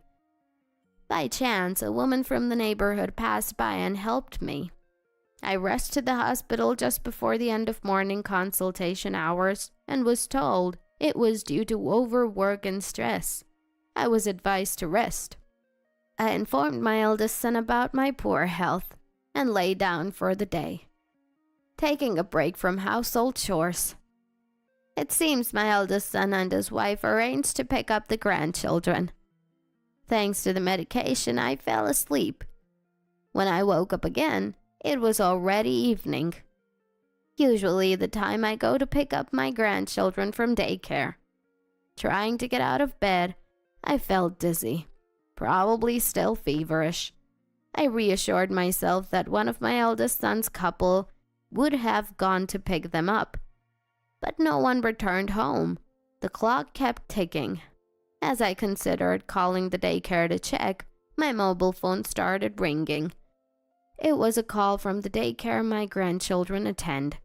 Panicking, I answered, and it was their teacher on the line. No one had come to pick them up yet. I always pick them up on time, thinking how lonely it must be for them as one by one other children are picked up. Realizing this was the first time my grandchildren were in such a situation, I felt an urgent need to act. "I'll come to pick them up right away." I ended the call and headed to the daycare. With only my face washed, no makeup, and disheveled hair from just waking up, I had no time to care about my appearance. When I arrived at the daycare, my grandchildren ran to me crying. "I'm sorry for being late." I hugged them tightly, stroking their heads.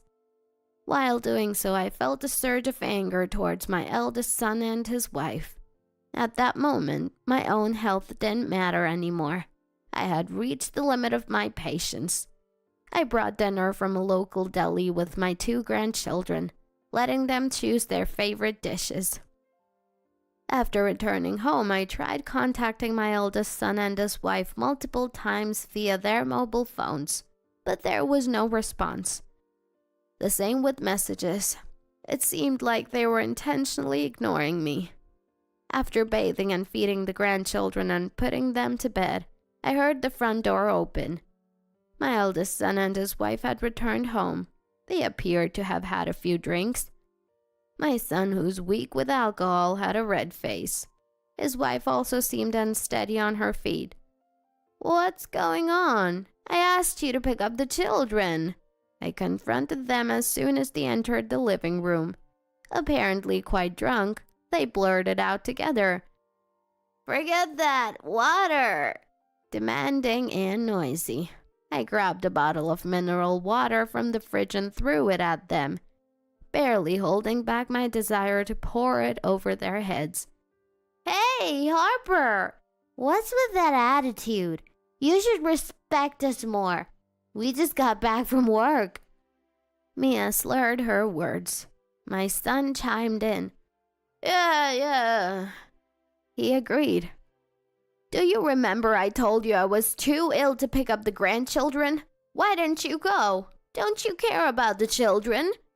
Mia snorted at my words as if mocking me. "But in the end, you got the call from the daycare and went to pick them up, right? You could do it. Aren't you just being lazy, expecting us to take responsibility?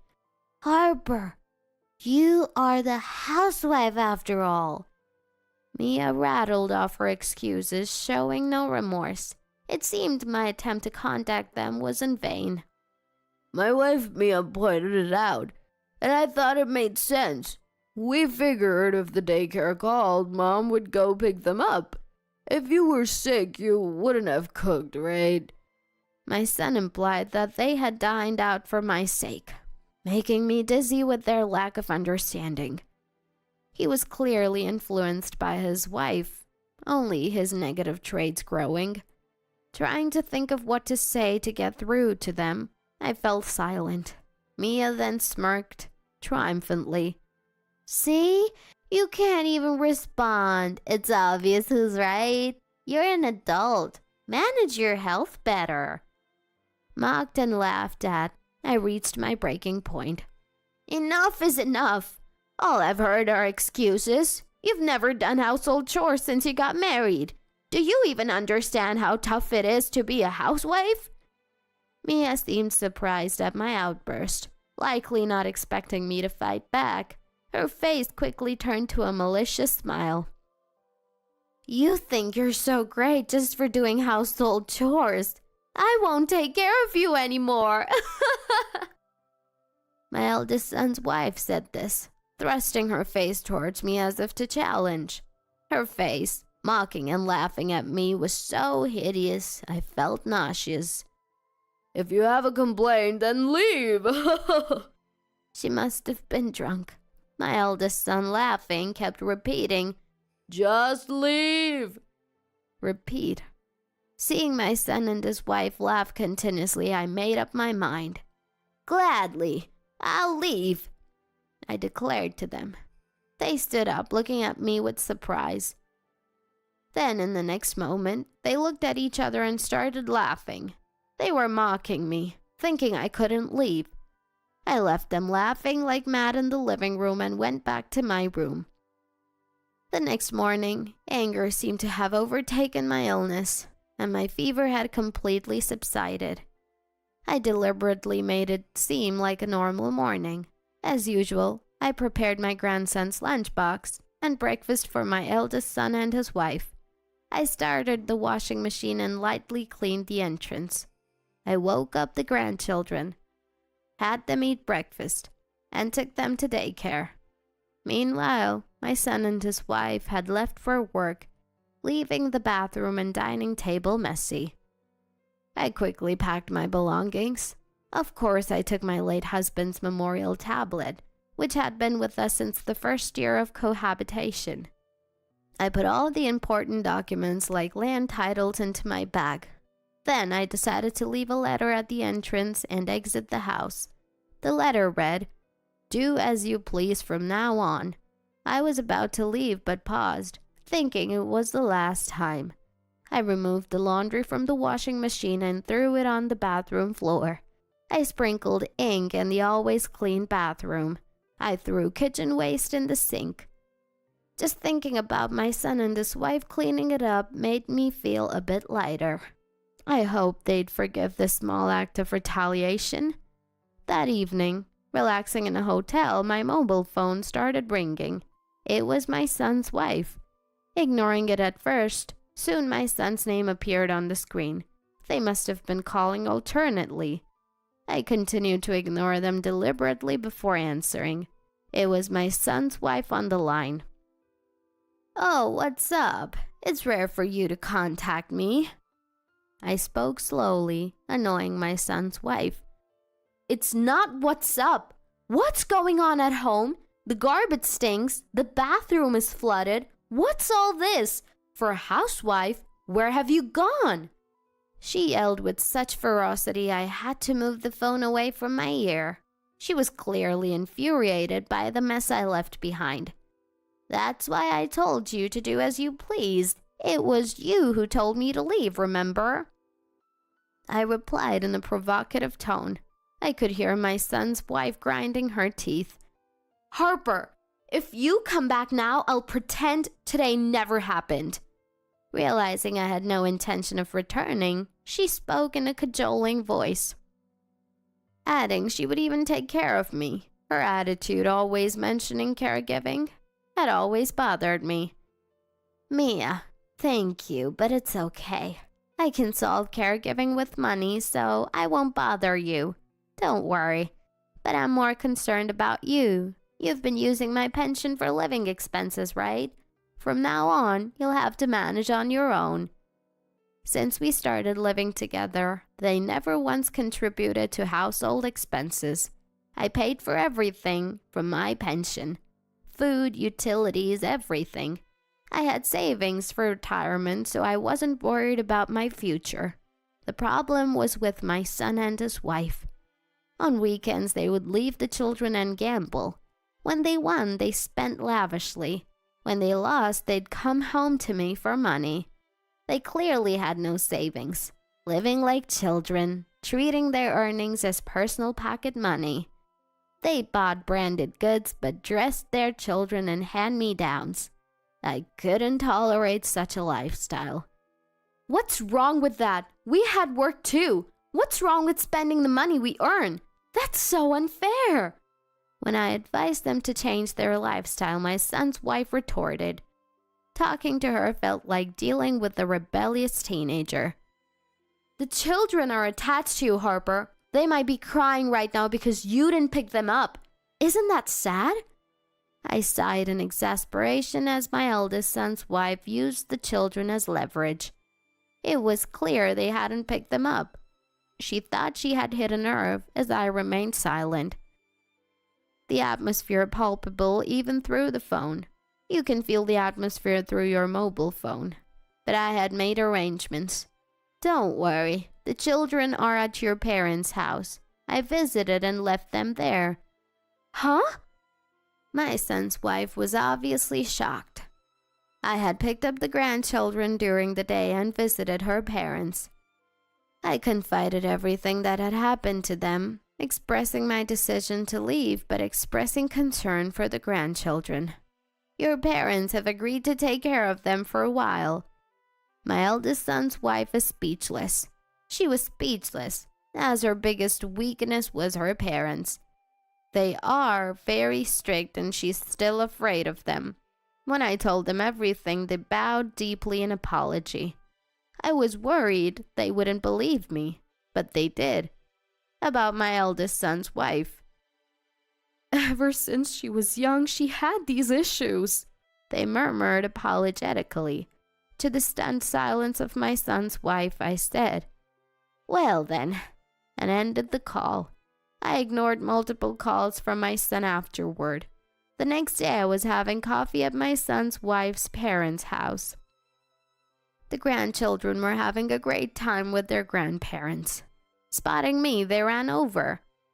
"Let's stay together tonight," he said. We shared a laugh at this adorable suggestion. Our peaceful time was disrupted by the sound of the door opening roughly. My son and his wife entered without greeting, surprised to see me. "Why is Harper here?" my son's wife asked in a strained voice. "Yesterday we had a long talk and got along well. I'm just visiting today. Have you finished cleaning the house yet?" She glared at me as I answered. Then, turning to her parents, she began. "Harper has a habit of lying," she pleaded. "Don't believe what she said. She's known for her lies and spreading bad rumors about me in the neighborhood." She desperately tried to sway her parents to her side. However, her parents had a look of, "Not this again." As we remained silent, she continued, fabricating stories and tearfully claiming she had been managing both housework and her job.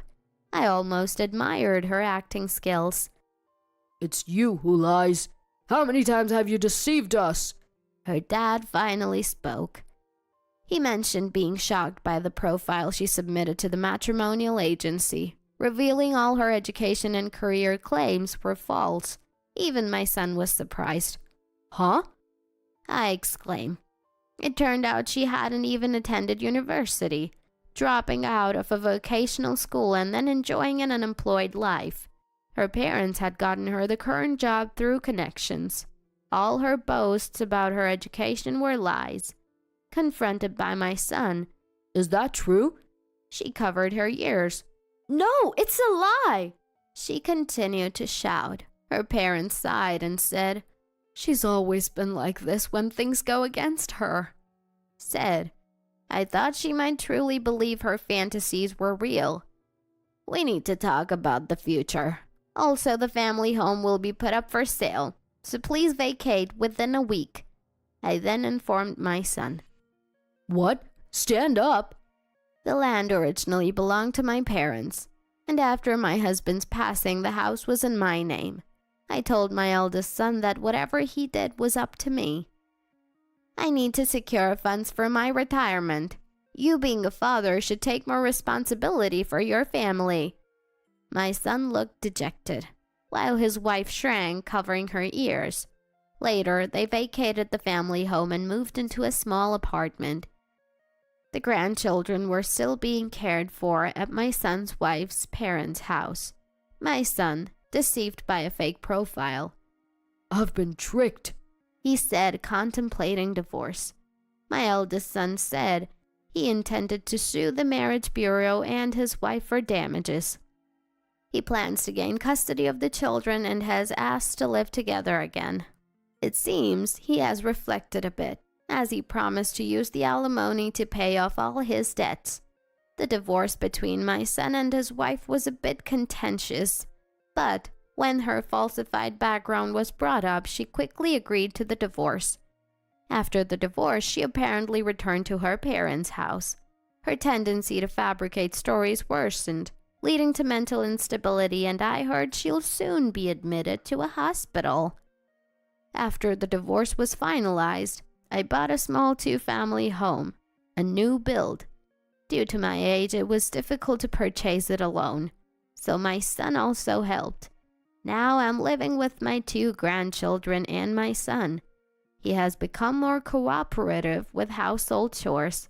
He's trying to improve his lifestyle and become a father worthy of respect. When I tell him to be careful with his choice of wife in the future, he makes a troubled face and says, I understand, replied the eldest son. I'm convinced that these unpleasant memories will soon turn into laughing matters.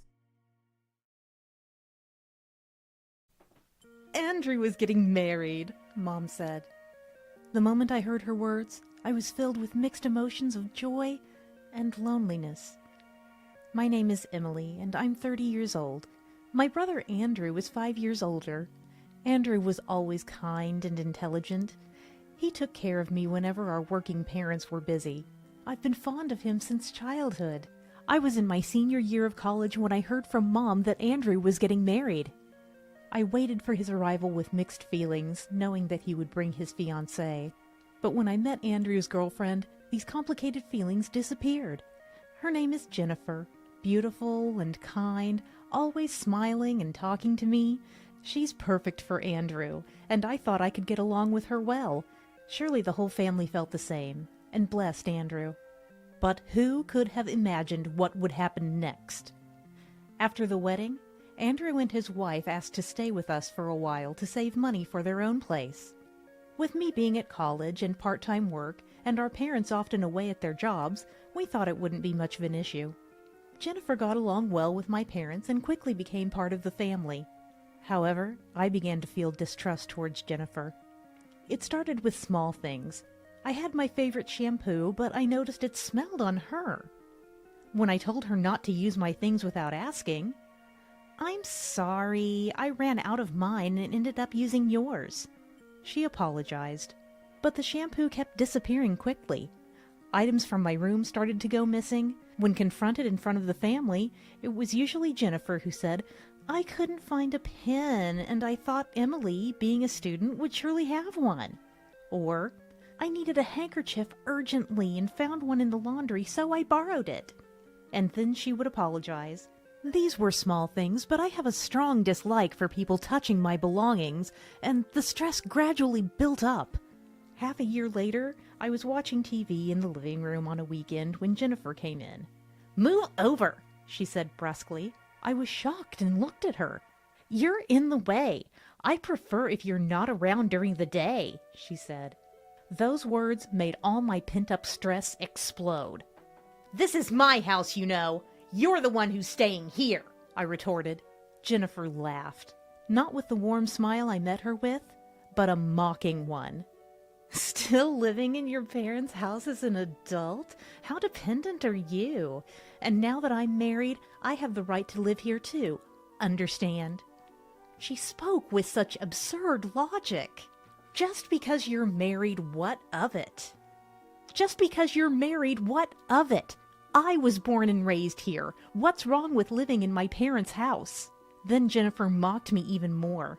That will keep you from ever getting married. With a face like yours, I doubt you'll ever catch a decent man, but you should at least try to be likable like me. I could almost respect her two-faced nature, but I refused to deceive others just to be liked. I told her that boldly. I don't want to be like you, Jennifer. You're probably just attracted to Andrew for his title and money. Andrew has always been smart, working for a well-known corporation. Our busy parents have decent jobs too, and I believe we're a relatively affluent family. That's why with a spacious house, having another person living with us isn't too bothersome. From what I've heard, Jennifer's family struggled, raised by a single mother far from wealth, so it wouldn't surprise me if she were drawn to status and money. And I often see how she clings to Andrew, not seeming truly in love. Yet Andrew is oblivious, pampered by Jennifer. Do you really love Andrew, or did you marry him for other reasons? I asked her. And Jennifer laughed. Marriage is not just about love or hate. You're so childish. Of course I married someone wealthy. Eventually this house will be mine. Thanks to living here, I can buy designer clothes and gourmet foods without worry. Then Jennifer glared at me sharply. Besides, you, as a single woman, are somewhat in the way. You should leave soon. I was silent, and Jennifer approached me aggressively. Say something. Then she threw my mobile phone to the floor. The screen shattered, and I yelled at Jennifer in anger. Hey, what are you doing? At that moment, Andrew, who had been out, heard my loud voice and rushed into the living room. Seeing Andrew, Jennifer ran to him. Emily started yelling at me and threw her mobile phone at me, she lied. Andrew said, Emily, what do you have against Jennifer? I hear you've always been harassing her. Hearing this, I was stunned. Andrew didn't believe me at all. Apparently, Jennifer had been telling Andrew and my parents that I was harassing her when they weren't around. When things went missing from my room, she made it seem like I deliberately tried to embarrass her in front of the family. Even if I bought a cake, she would claim I intentionally didn't buy any for her. And recently, one of her designer bags was found in my room, implying I had stolen it. All of these accusations were completely baseless. I don't know anything about that designer bag. When I told Andrew this, he blamed me. There's no way you don't know. It was found in your room with your stuff inside it. I heard you were envious of Jennifer having it, but that doesn't mean you can just take it. I never knew about such a bag, let alone envied it. Despairing over Andrew's complete trust in Jennifer, I murmured, I understand what you said, Jennifer. Then I went to my room and started looking for a place to move immediately. I hate the idea of leaving because she told me to, but my family was already swayed by her, and no one believed me anymore. I couldn't believe my family either. It's been about 7 years since I left home. My contact with my parents has been minimal. After leaving, I worked hard, and before I knew it, I was a 30-year-old with a responsible position. Many have left to get married, but I can't seem to find hope in marriage, all because of Jennifer. I thought it was fine as long as she didn't involve me. But then, unexpectedly, they came. One weekend while I was relaxing at home, the doorbell rang. Going to see who it was, I found Andrew and his wife. They started explaining immediately upon seeing me. Through tears, they told me their daughter has a serious illness and they are looking for a compatible organ donor, asking if I could get tested. I knew Andrew and his wife had had a child years ago, but I had never met her. To me, she was a stranger. I didn't even know her age or gender until now.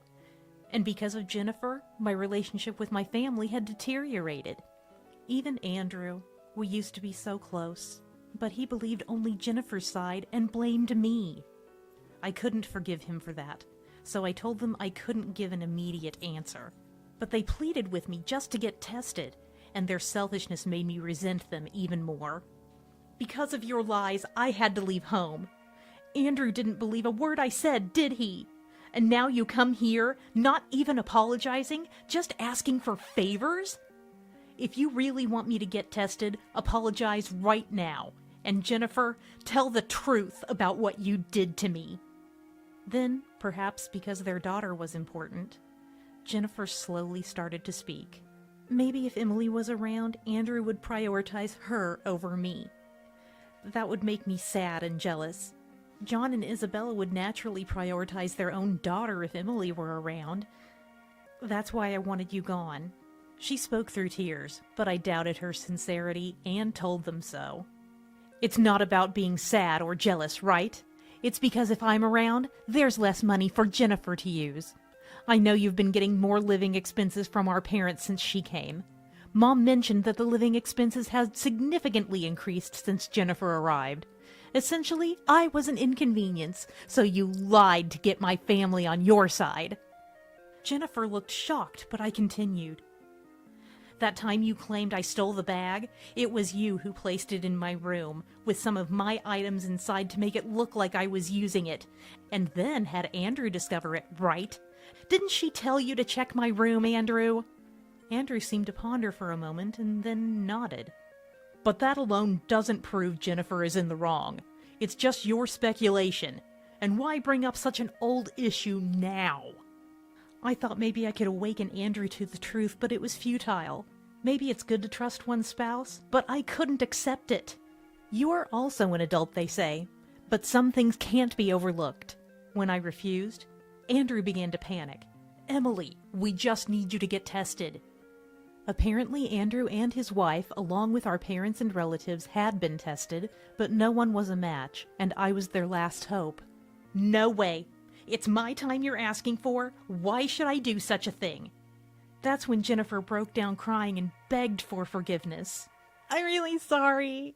I'll do anything. Please just get the test. I'll even pay you for the day's wages.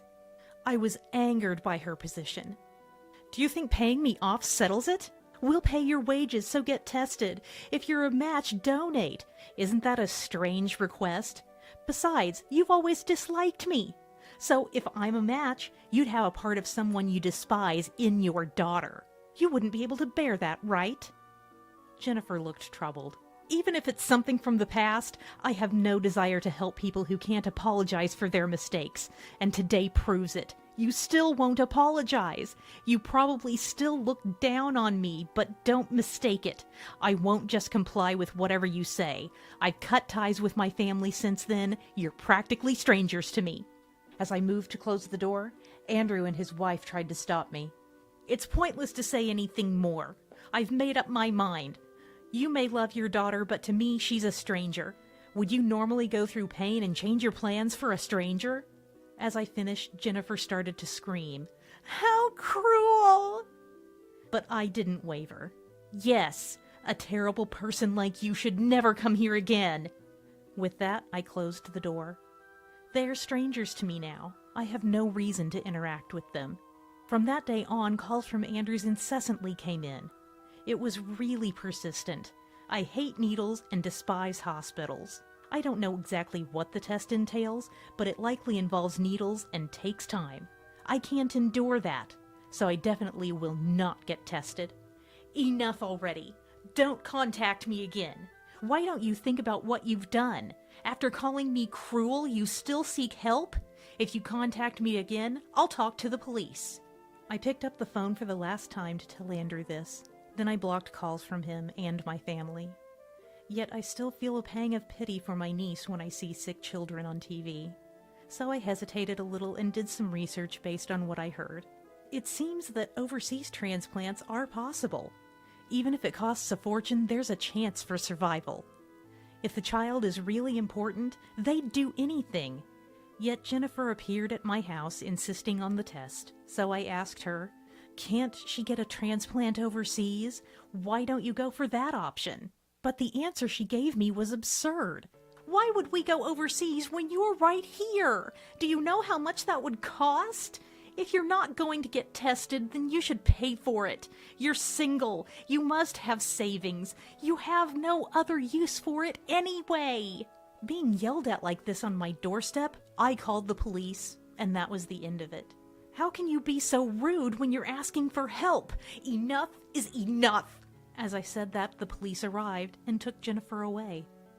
I heard that Andrew and Jennifer's marital disputes became incessant over the financial strain, and their relationship with our parents worsened.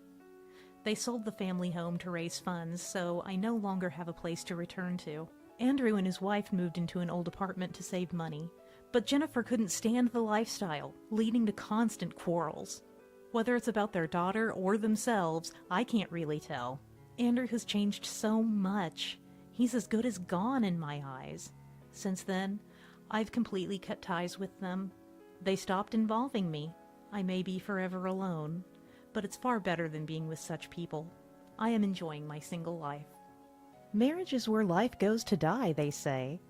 And that was exactly true for my own. My marriage was orchestrated to lead me towards death, but I refuse to be the only one heading there. I'll take my husband and the in-laws with me. I, Amanda, married Daniel when we were both 32. I lost my parents in an accident and lived in children's homes for about 3 years, then worked and lived alone since I was 18. Though I made friends in the children's homes and at work, the absence of my parents always felt like a small hole in my heart, constantly seeking someone to fill that void. That's when Daniel appeared. Daniel worked in sales at the same company as me and initiated the conversation. He was handsome, with excellent sales performance, always surrounded by female employees, making me wonder why he approached me, a rather plain person. He'd invite me to lunch nearby and bring back presents just for me when he traveled, all openly in the office. Consequently, our relationship became well known, and I began receiving harassment from other female employees. However, when I told Daniel about this, "It's really the worst when women harass someone I like," he loudly declared in the office full of people. After that, the troubles ceased. Am I really worthy of such a wonderful man's love? I would tear up with happiness. 6 months into our relationship, I was invited to Daniel's family home. We went by train, and to my surprise, his parents came to meet us at the station with such a welcoming attitude. I was astonished. "We've been waiting for a woman like you. You're really suited to be Daniel's wife." They greeted me as if our marriage was already decided. I felt a bit of unease, but Daniel assured me, saying, "I've been talking about Amanda to them for a while, and Dad and Mom say there's no one else for me but her," and smiled. Knowing that my parents were gone and my upbringing in children's homes, they comforted me. "You've been through a lot, but don't worry, we're here now," pulling me back into a dreamlike world. However, as marriage discussions became more concrete, Daniel's parents began to express their opinions more strongly. I wanted to quit my job immediately to have many children, which was something deeply important to me. Though Daniel and his parents would make a great family, I longed even more for a family of my own blood. However, Daniel and his parents were strongly against it. "Pregnancy should be left to nature. Besides, if you want to have many children, you'll need a lot of money," they said. "Exactly. If you get pregnant, you can take maternity leave. You should work hard and earn money now," they insisted. I agreed, seeing the logic in their words. Then the demands escalated. For example, the wedding reception. I wanted a small ceremony or none at all, as I had few relatives and not many friends. But Daniel and his parents insisted on a grand celebration. "Daniel is well regarded at work, so it's essential to invite his bosses and many others," they said. "We work in the same place, so just from colleagues alone we can invite 60 to 70 people. With friends and acquaintances, we can invite even more," Daniel added. I was overruled. The same went for where we would live. Daniel was living in a 2-bedroom apartment alone, and I thought we'd live there together after getting married. But Daniel insisted families should live together, and decided on his own that we'd move in with his parents. He vacated his apartment and hastily moved us into his parents' home. At this point, I realized most of my wishes were being disregarded. Moreover, with his parents interfering in various aspects, it seemed impossible to expect a peaceful newlywed life with Daniel. Still, I tried not to mind, hoping that enduring a bit would lead to a wonderful family. Then the day to obtain our marriage license arrived. The wedding and reception were still 2 months away, but his parents advised getting the license early. The plan was for Daniel and me to go alone, but his mother, Christina, insisted, "It's a joyous occasion. Let's share the happiness together." And so his parents came along. Upon arriving at the municipal office to issue the license, I overheard a quiet conversation between Daniel and his parents. "Now Amanda has no place to escape to. She'll have to comply with us. She has no home to return to," they whispered. "Good. Now I can be relieved of household chores. We'll make her do everything," his mother said. "Talk to the company's accounting and change her salary's direct deposit to your bank account. She won't be allowed to use her salary freely once married," they discussed. Hearing this, I felt a chill all over. They wanted a free housekeeper in me, thinking that without a family or relatives to turn to, I would obediently serve. The affection Daniel displayed at work was likely a ruse to prevent me from running away. I was determined not to marry. The clerk, who seemed to have overheard the conversation, was looking at me intently.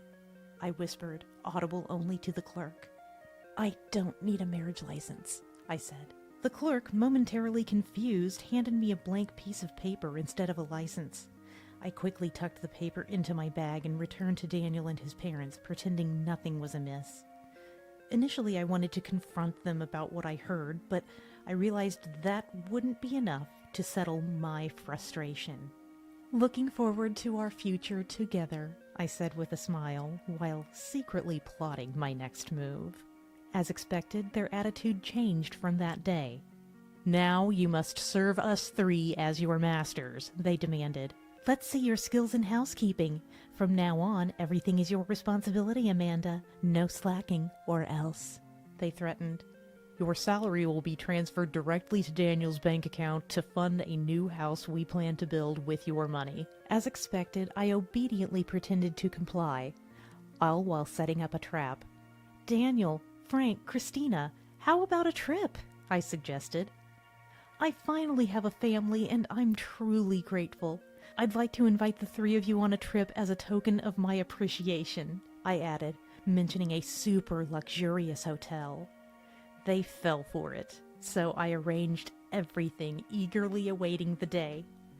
Upon arrival at the hotel, I booked the most expensive rooms for 2 nights, each equipped with a jacuzzi, and access to the hotel's spa, fitness gym, and pool. They were delighted. As I assured them, all additional expenses would be settled upon checkout, leading them to splurge on souvenirs and luxuries, including ordering copious amounts of expensive wine and whiskey with room service later on.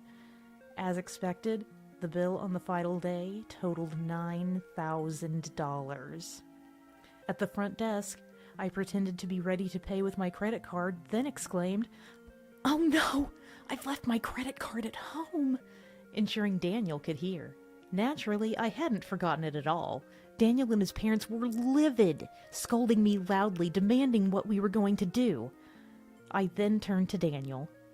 "I'm so sorry. I'll withdraw the money and give it back to Daniel in full once we're home. Could you please pay with your credit card for now?" I pleaded. Reluctantly, Daniel took out his credit card, warning, "Make sure you pay it back with interest." "Don't worry, I have savings from before we were married," I assured him. He handed over his card to the front desk, seemingly pleased. Success. After leaving the hotel, we visited several tourist spots, ensuring they continued to spend lavishly. Upon returning home, I excused myself. "I'll just go to the bank's ATM," and never entered the house, escaping with my bag, packed with all my belongings. I had arranged to stay with a friend who was aware of my situation for a while. By then, Daniel and his parents would have been in shock discovering the note I left on the living room table. It read, "I cannot marry such terrible people." As expected, I received a call from Daniel 10 minutes after leaving the house. "Why is there a note saying I cannot marry such terrible people?" "Because I realized I would be mistreated if I married into this," I retorted, revealing that I had heard everything they discussed. Daniel choked up. "You thought you could do anything because I have no parents or siblings to go to. Don't underestimate people," I said. Then Daniel became defiant. "I married you even though you're doomed to be alone forever. How dare you act high and mighty? Do you think in this day and age, just because I'm destined to be alone, I won't leave? Besides, I'm young, working, and childless. You and your parents are really foolish," I countered. Daniel fell silent. I pressed on. "Make sure you pay the entire bill from the trip with your credit card. Thanks for falling for my lie so easily." "Wait, it was $9,000, right?" "More like $10,000 in total after we left the hotel." "Tough luck," I said, and Daniel became even angrier. "Why should I pay the whole amount? Are you saying I should pay your part too?" "Of course! You three tried to deceive me, so think of it as getting off cheap," I retorted and hung up. Daniel, who had been spending all his salary expecting to use mine, had little savings. The same likely went for his spendthrift parents, so paying off $10,000 wouldn't be easy for them. I was curious to see how they'd manage. Later, I received a substantial settlement from Daniel as an apology for what amounted to marriage fraud. Since we worked at the same company and many thought we were getting married, I agreed not to disclose the truth in exchange for the settlement. I also made him pay the cancellation fees for the wedding we had planned in 2 months. With over 100 guests invited, the cancellation would cost him 40% of the estimated amount, or $20,000, forcing him to borrow from high-interest lenders. Eventually, the company found out we weren't married because I never submitted any change of address or marriage notification. As a result, Daniel's standing at the company deteriorated, leading to his resignation. He's been struggling to find work and take care of his nearly penniless parents. Meanwhile, I continue to work at the same company. Initially, I was the subject of curiosity and sympathy, but now I've settled into my routine without much gossip. Maybe I'll start looking for a partner after a while. "Oh, it hurts. Help!" Struggling with the pain in my back and legs, all I could do was whimper softly. Just as I returned to my apartment and entered the parking lot, a car that had been stopped in front of me suddenly charged at me at full speed. Hit by the car without a chance to avoid it, a dull thud echoed in the parking area. I hit the asphalt hard with my back and bottom, enduring the pain, and as I did, my thigh hurt so much I couldn't help but wince. I must have cut it on the asphalt when I fell. Blood started seeping out of my thigh. As I was lost in the horrific sight, I heard the sound of a car door opening. Out from the passenger side came my husband, Martin. "Martin!" Even as I called out his name with a trembling voice, he wouldn't meet my eyes. Walking to the front of the car, Martin's gaze was fixed only on the bumper that had hit me. He examined every inch of the car, not responding to any of my calls. When he finally stood up, he turned to the driver's seat with a gentle smile and said, "The car's not damaged. Are you okay, Mom? Must have been a shock." It seemed that to Martin, the sight of me bleeding was less important than Jasmine, his mother, who was pale in the driver's seat. A deep anger welled up inside me. And then... My name is Charlotte. I'm a 25-year-old office worker. I moved from the countryside to attend a city university and ended up working at a company near the university. I started dating Martin, a salesman visiting our company, and we had just gotten married a month ago. "Charlotte, even if you continue working, what should we do about where to live? Maybe it's time to start thinking about building a house," Martin would say. "We don't have to decide right now. Let's rent an apartment and then look for a plot of land or discuss what kind of house we want. But I do want to live in a detached house someday, so let's start saving for it, I replied. We were happy, just talking about the future. Martin was an only child. His family was just his mother, as his father had passed away a few years ago, and he had been living at home. We, about to get married, were looking at various apartments, but then Jasmine, his mother, suggested we move in with her. I was hesitant about moving in right after getting married, but Martin quickly communicated our decision not to live with Jasmine. He expressed his concern about leaving Jasmine alone and suggested renting a house near his parents' home instead. Thinking this was better than living together, I agreed. So we decided to rent an apartment within walking distance of his mother's home. Charlotte, thank you so much. I'm so happy to have you both nearby. After my husband passed away, living with just Martin was reassuring, but if I lost him too, I'd feel so anxious, so I'm truly grateful. Thank you, Jasmine. I'm glad you're nearby too. And this meal is really delicious. I appreciate it. It's nothing, dear. Food tastes better when there's more of it, so don't worry about it. Because we lived within walking distance, Jasmine frequently checked in on us. Both of us were busy working, and during peak seasons, we'd come home late. Knowing this, Jasmine would bring over home-cooked meals once a week. Honestly, our late-night returns being a norm during busy periods, having dinner prepared by Jasmine was a relief. Jasmine was kind and a good person, and I felt happy to have married into such a family. Even my mother had been pleased with Martin and Jasmine from the time of the family meeting. What wonderful, good people they are, she said. Martin and I were enjoying our newlywed life, getting along well even after marriage. We often went for drives on weekends. Martin was someone who loved cars, owning a vehicle he was particularly fond of. Martin really loves cars, doesn't he? You're the first person I've met who's this passionate about them. Really? Isn't my car always clean? I think it's important to keep it nice, especially when I'm driving Charlotte around. As Martin said, riding in a clean car indeed feels good. I loved these moments with Martin. I believed they would continue forever, without a doubt. But about a month after we got married, I started feeling like these happy days might be at risk. Mom, stop it. I'm not a child. I can eat by myself. I'm fine. But look, if Martin hurts his hand, it won't be good. He needs his hand for his computer work. I know, but Charlotte is here too. It's okay. We always eat like this. Let me do it for you. On this day, Jasmine had brought crab to our house. She meticulously peeled the crab meat and handed it to Martin. I watched this scene from the kitchen, feeling a bit perplexed. Martin is the same age as me. He can certainly eat crab by himself, and even though he uses his computer for work as a salesperson who actively goes out to earn, it's not a critical issue. In fact, when he ate crab with me, he peeled and ate it himself without any problem. Martin, this one has a lot of meat. Open up. I can eat by myself. It's okay, it's okay. Jasmine snugly sat next to Martin, feeding him the crab. Honestly, I thought he could eat it himself without needing to be that close.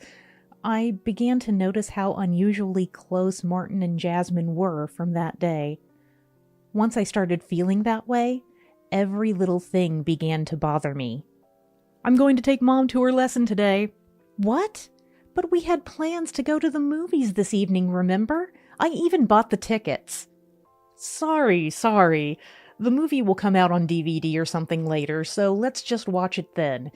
Since you bought tickets, why don't you go watch it by yourself for now? He may not be a total mama's boy, but for some reason, Martin always seemed to do whatever Jasmine asked. Not long ago, Jasmine suddenly called wanting pizza in the evening. We had plans to go out for steak that day. We were ready to leave, standing at the front door when the call came. I thought we'd all go for pizza together, but Martin left me with, "Sorry, go have steak by yourself," and went to pick up Jasmine. When I complained to Martin upon his return, he said he'd be more careful next time. But nothing really changed. Martin continued to prioritize Jasmine whenever our plans clashed for whatever reason, and Jasmine accepted it as if it were her due. In fact, she seemed to try and stay close to Martin as much as possible. Apparently, at Martin's request, Jasmine started delivering dinner to our house and often stayed to eat with us. It became a routine occurrence once or twice a week, no matter how much I protested that it must be a burden for Jasmine. "It's okay, I live nearby," she'd say, with no sign of stopping. Moreover, we were often invited to tea parties or meals at the in-laws' house on weekends. Naturally, our time as a couple dwindled, and I couldn't find time for household chores I'd planned to do over the weekend. If I suggested Martin go alone, Jasmine would insist on inviting me as well. Whether she came to our house or we called on the in-laws, the implications were the same. Jasmine began to criticize my housekeeping. "Charlotte, I know you both work, but you should at least prepare a proper dinner. Relying on ready-made meals is just not acceptable for a housewife." "I'm sorry, when I get home late, Martin prefers to pick up his favorite ready-made meals." Hearing my words, Jasmine's eyes widened in shock. "What's this? Not only do you barely cook, but you have Martin picking up dinner? Can't believe it! Do you even realize how busy he is? As a wife, you should properly consider your family's nutrition and at least make meals." Then, crossing her arms, she looked at me and started speaking sternly. "Mostly, I'm the one who makes your dinners. I started doing it once a week because I knew you were busy, but it turned into 2 or even 3 times. And on weekends you eat at our place, so you hardly have any opportunity to cook dinner. Being busy is no excuse. Everyone is busy." I couldn't hide my sigh at Jasmine's words. Whose fault does she think it is that I don't even have time to cook dinner anymore? She was the one who imposed meals on us, repeatedly bringing them despite our refusals. As I was about to retort, Martin stepped in front of me and glared. "That's right, Charlotte. Mom's cooking is great, but you can't rely on it all the time. It's too much of a burden for her to bring food over, and it's not healthy to keep eating ready-made meals. Try making something yourself from time to time." "Exactly, Martin. A husband needs to properly discipline his wife, but you know, Martin, it's not like I dislike cooking." "I know, I love your home cooking the best, Mom." And then Jasmine and Martin were in their own world again. Unnoticed were my silence and chill in my gaze. "Charlotte is so young, so I understand some of it is inevitable. Even if she had time, I don't expect her to make delicious food. Probably just makes heavy, unhealthy meals." "That's right. Charlotte likes steak, so she prefers meaty dishes, and she's a bit naive about the world. Meat isn't everything. You need to think about vegetables and have a balanced intake." "Charlotte just isn't capable of thinking about nutrition yet. She doesn't have the experience as a housewife like you do, Mom." Both Martin and Jasmine belittled me. At some point, arguing back seemed pointless. I just wished they would leave quickly, but staying silent meant being labeled as rude by the two of them. Ignoring it all, eventually a content Jasmine would leave for her home. The moment Jasmine was gone, Martin started playing games on his mobile phone, and I finally confronted him. "Hey, what are you trying to do? You get Jasmine to bring over unsolicited meals and then criticize me for not cooking? I can't cook because Jasmine always brings over so much food. And both of you criticize me about cooking and cleaning, but you don't realize that I don't have time for that because Jasmine keeps coming over? If you want me to do it, then stop calling your mom over. Or if you prefer her so much, why don't you just go back and live with her?" At my words, Martin glanced at me briefly and then laughed mockingly. "What's the matter? Are you jealous? We've been close as a family for years. It's known around the neighborhood. Plus, if you learned from my mom, you could improve your skills too. Don't be cold and say things like, 'Don't call her.' Just learn from her." "What?" His response was so off the mark that I was left speechless. Without waiting for my reply, Martin's attention went right back to his mobile phone game. I felt a heavy sense of futility. Martin wasn't the person I once loved anymore. Eventually, I started to stand up to Jasmine, ready to be disliked by her. Yet Jasmine kept imposing herself, saying she would teach me. When I couldn't stand it anymore, I refused to let Jasmine in the house when she came over, and told her directly that it was bothersome. Jasmine looked dumbfounded at first, then became red-faced and shouted back. When I shut the door on her, Martin joined in with her in yelling and charging into the living room. That seemed to be the last straw. Jasmine started interfering even in my work. "Charlotte, can't you reduce your work hours? You're not getting the cleaning done during the week. You need to keep things tidier." "Today is Martin's turn to tidy up. Please tell him that." "What are you thinking? Making your husband, who works outside, do the house cleaning?" "I work outside too! We both work outside the home, so we both do the housework."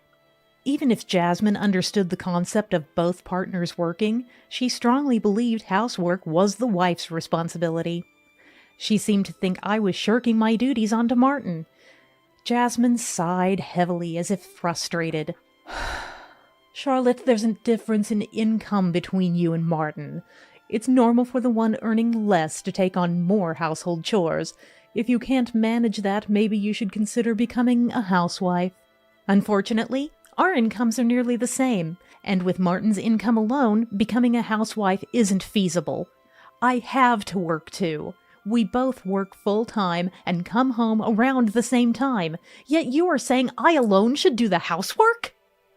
It's not about the time you get home. You have no respect or gratitude for Martin, who works hard every day. Before I could even reply, Jasmine dramatically threw up her hands and sighed in exasperation. I wanted to retort that Martin showed me neither gratitude nor respect, but Jasmine wasn't listening anymore. Even as Jasmine and I became increasingly antagonistic, Martin never once listened to my side. He'd side with Jasmine and blame me along with her. He stopped doing anything around the house and began spending more time at his mom's than at home. If I ever brought it up, he would start berating me furiously. So I ended up just watching Martin leave. It was easier to have him spend time at his parents' house than force our coexistence.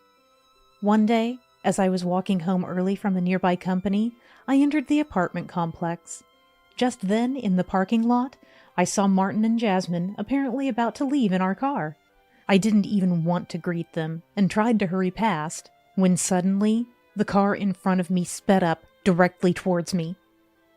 I thought to dodge, but the speed was too much and I was knocked down. Luckily, I didn't hit my head, but I noticed blood coming from a severely painful leg. Apparently, I had cut it on an asphalt protrusion as I fell, causing blood to gush from my thigh. As I panicked about the blood loss, the car door opened. Only Martin got out. Leaving the passenger door open, he started carefully checking the area of the car I had presumably hit. He didn't even look at me once.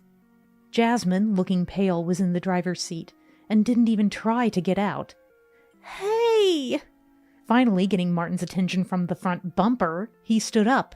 As the bleeding continued and I thought of going to the hospital, Martin turned away from me towards the driver's seat. "It's fine. The car's not damaged. Are you hurt, Mom? That was scary, wasn't it? Are you okay?" I was dumbfounded by his words. Here I was, bleeding in front of him, and all he cared about was the car and Jasmine.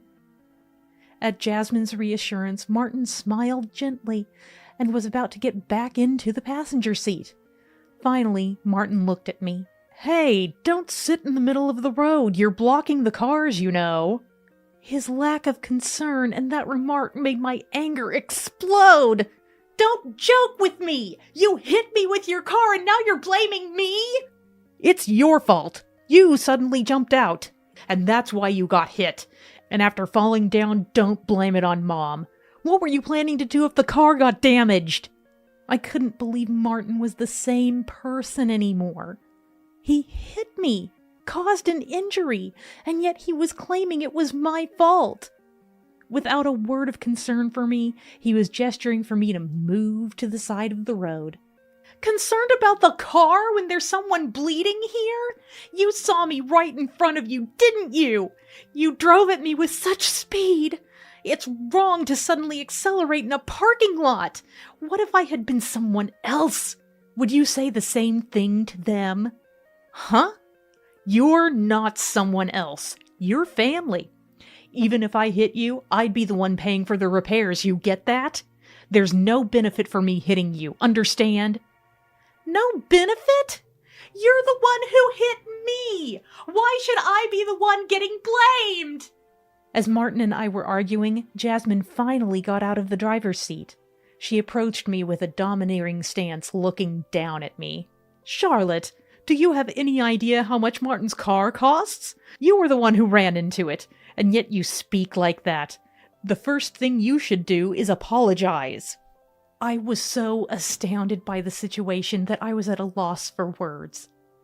Despite the car accelerating because of Jasmine's foot on the pedal, somehow she believed I had run into them. Why are you still sitting there with a victim's face? It's all your fault for not walking on the sidewalk. As Martin said, you're the one at fault. That's right, it's Charlotte's fault. Now go back home and take care of things. That's all you can do right now. I was speechless at their words. Jasmine and Martin insisted I had run into the car at high speed. Their absurd claim made my head spin. Impatient with my immobility, Martin dragged me to the side of the road. Ignoring my cries of pain, they drove off. Immediately after, someone rushed to my side. Are you okay? I've called the police. Please get into my car. Let's go to the hospital. The person offering help was a colleague who lived in the same apartment complex. As I was thinking about asking her for a towel to avoid soiling her car due to all the blood, dizziness overcame me again, likely from too much blood loss. I realized the severity of my condition only after receiving treatment at the hospital and explaining everything to the doctors. I was told I needed to stay for a few days, but I hadn't prepared for such an event. Even if I wanted someone from home to bring my things, I wasn't sure if Martin would be there. And even if he was, I didn't want to rely on him. Fortunately, there was a shop in the hospital, so I asked a nurse to make some preparations instead. After notifying my company and thanking the colleague who brought me in, I barely finished when my mobile phone began to vibrate. It was a call from Martin. I had no intention of answering, but accidentally pressed the answer button while talking to my colleague, and Martin's voice came through. Finally picked up. Mom's in a lot of trouble because of you, and you have the nerve to ignore calls from your family? What? Who are you? I don't have a hit-and-run offender in my family, I firmly retorted to Martin's words. What? Now you're calling my mom a hit-and-run driver too? The whole neighborhood is buzzing with rumors that she did a hit-and-run. The police might come, they say. You reported it, didn't you? Admit it was a misunderstanding and apologize to the police and Mom. It's a hit-and-run if you hit someone and flee, and I didn't report it. As Martin spoke excitedly, I told him it was my colleague who had taken me to the hospital and reported it. He seemed taken aback, a faint click of his tongue audible. Well, you pretending to be the victim and telling the police should clear it all up. Come quickly. I have to be hospitalized. I can't. Besides, you were sitting in the passenger seat, right? Do you really believe I ran into the car and fell? When Martin heard my retort about playing the victim, he was silent for a moment. Then he spoke to me in a scolding tone, as if I were a child. Look, Charlotte, if Mom really made a mistake driving and hit you, what do you think would happen? She might become too scared to ever drive again. Don't you think that's pitiful? That doesn't make sense. Someone who drives that dangerously shouldn't be driving at all. Why do you have to say it like that? Just tell the police you weren't looking either, and it's all settled. Don't you get it? Families help each other when they're in trouble. I sighed deeply at what felt like a hopeless conversation. Your idea of family and mine are very different. I'll be sending divorce papers once I'm discharged, so be prepared. I need to end this call now. The police will be interviewing me. Hey, why does a problem between you and Mom lead to us getting divorced? I cut off the call, unable to contain my anger any longer. To calm down, I took several deep breaths and began planning my return to my parental home. I would need to take a plane and a ferry to get there, a long journey, but I no longer had a choice. I had been preparing for the possibility of divorce, so packing my things wouldn't be a problem. I gave my mom keys to my house so she could collect my belongings during the weekdays when Martin was likely absent. During my hospital stay, the police came for an interview. It turns out the apartment security cameras caught me being hit, providing evidence that could lead to Jasmine's arrest. By the time I was discharged from the hospital, Jasmine had been arrested. Apparently, when the police went to the family home to inquire, Jasmine tried to flee and was quickly apprehended. As for me, I returned to my parental home with my belongings my mother collected, not intending to go back to my house.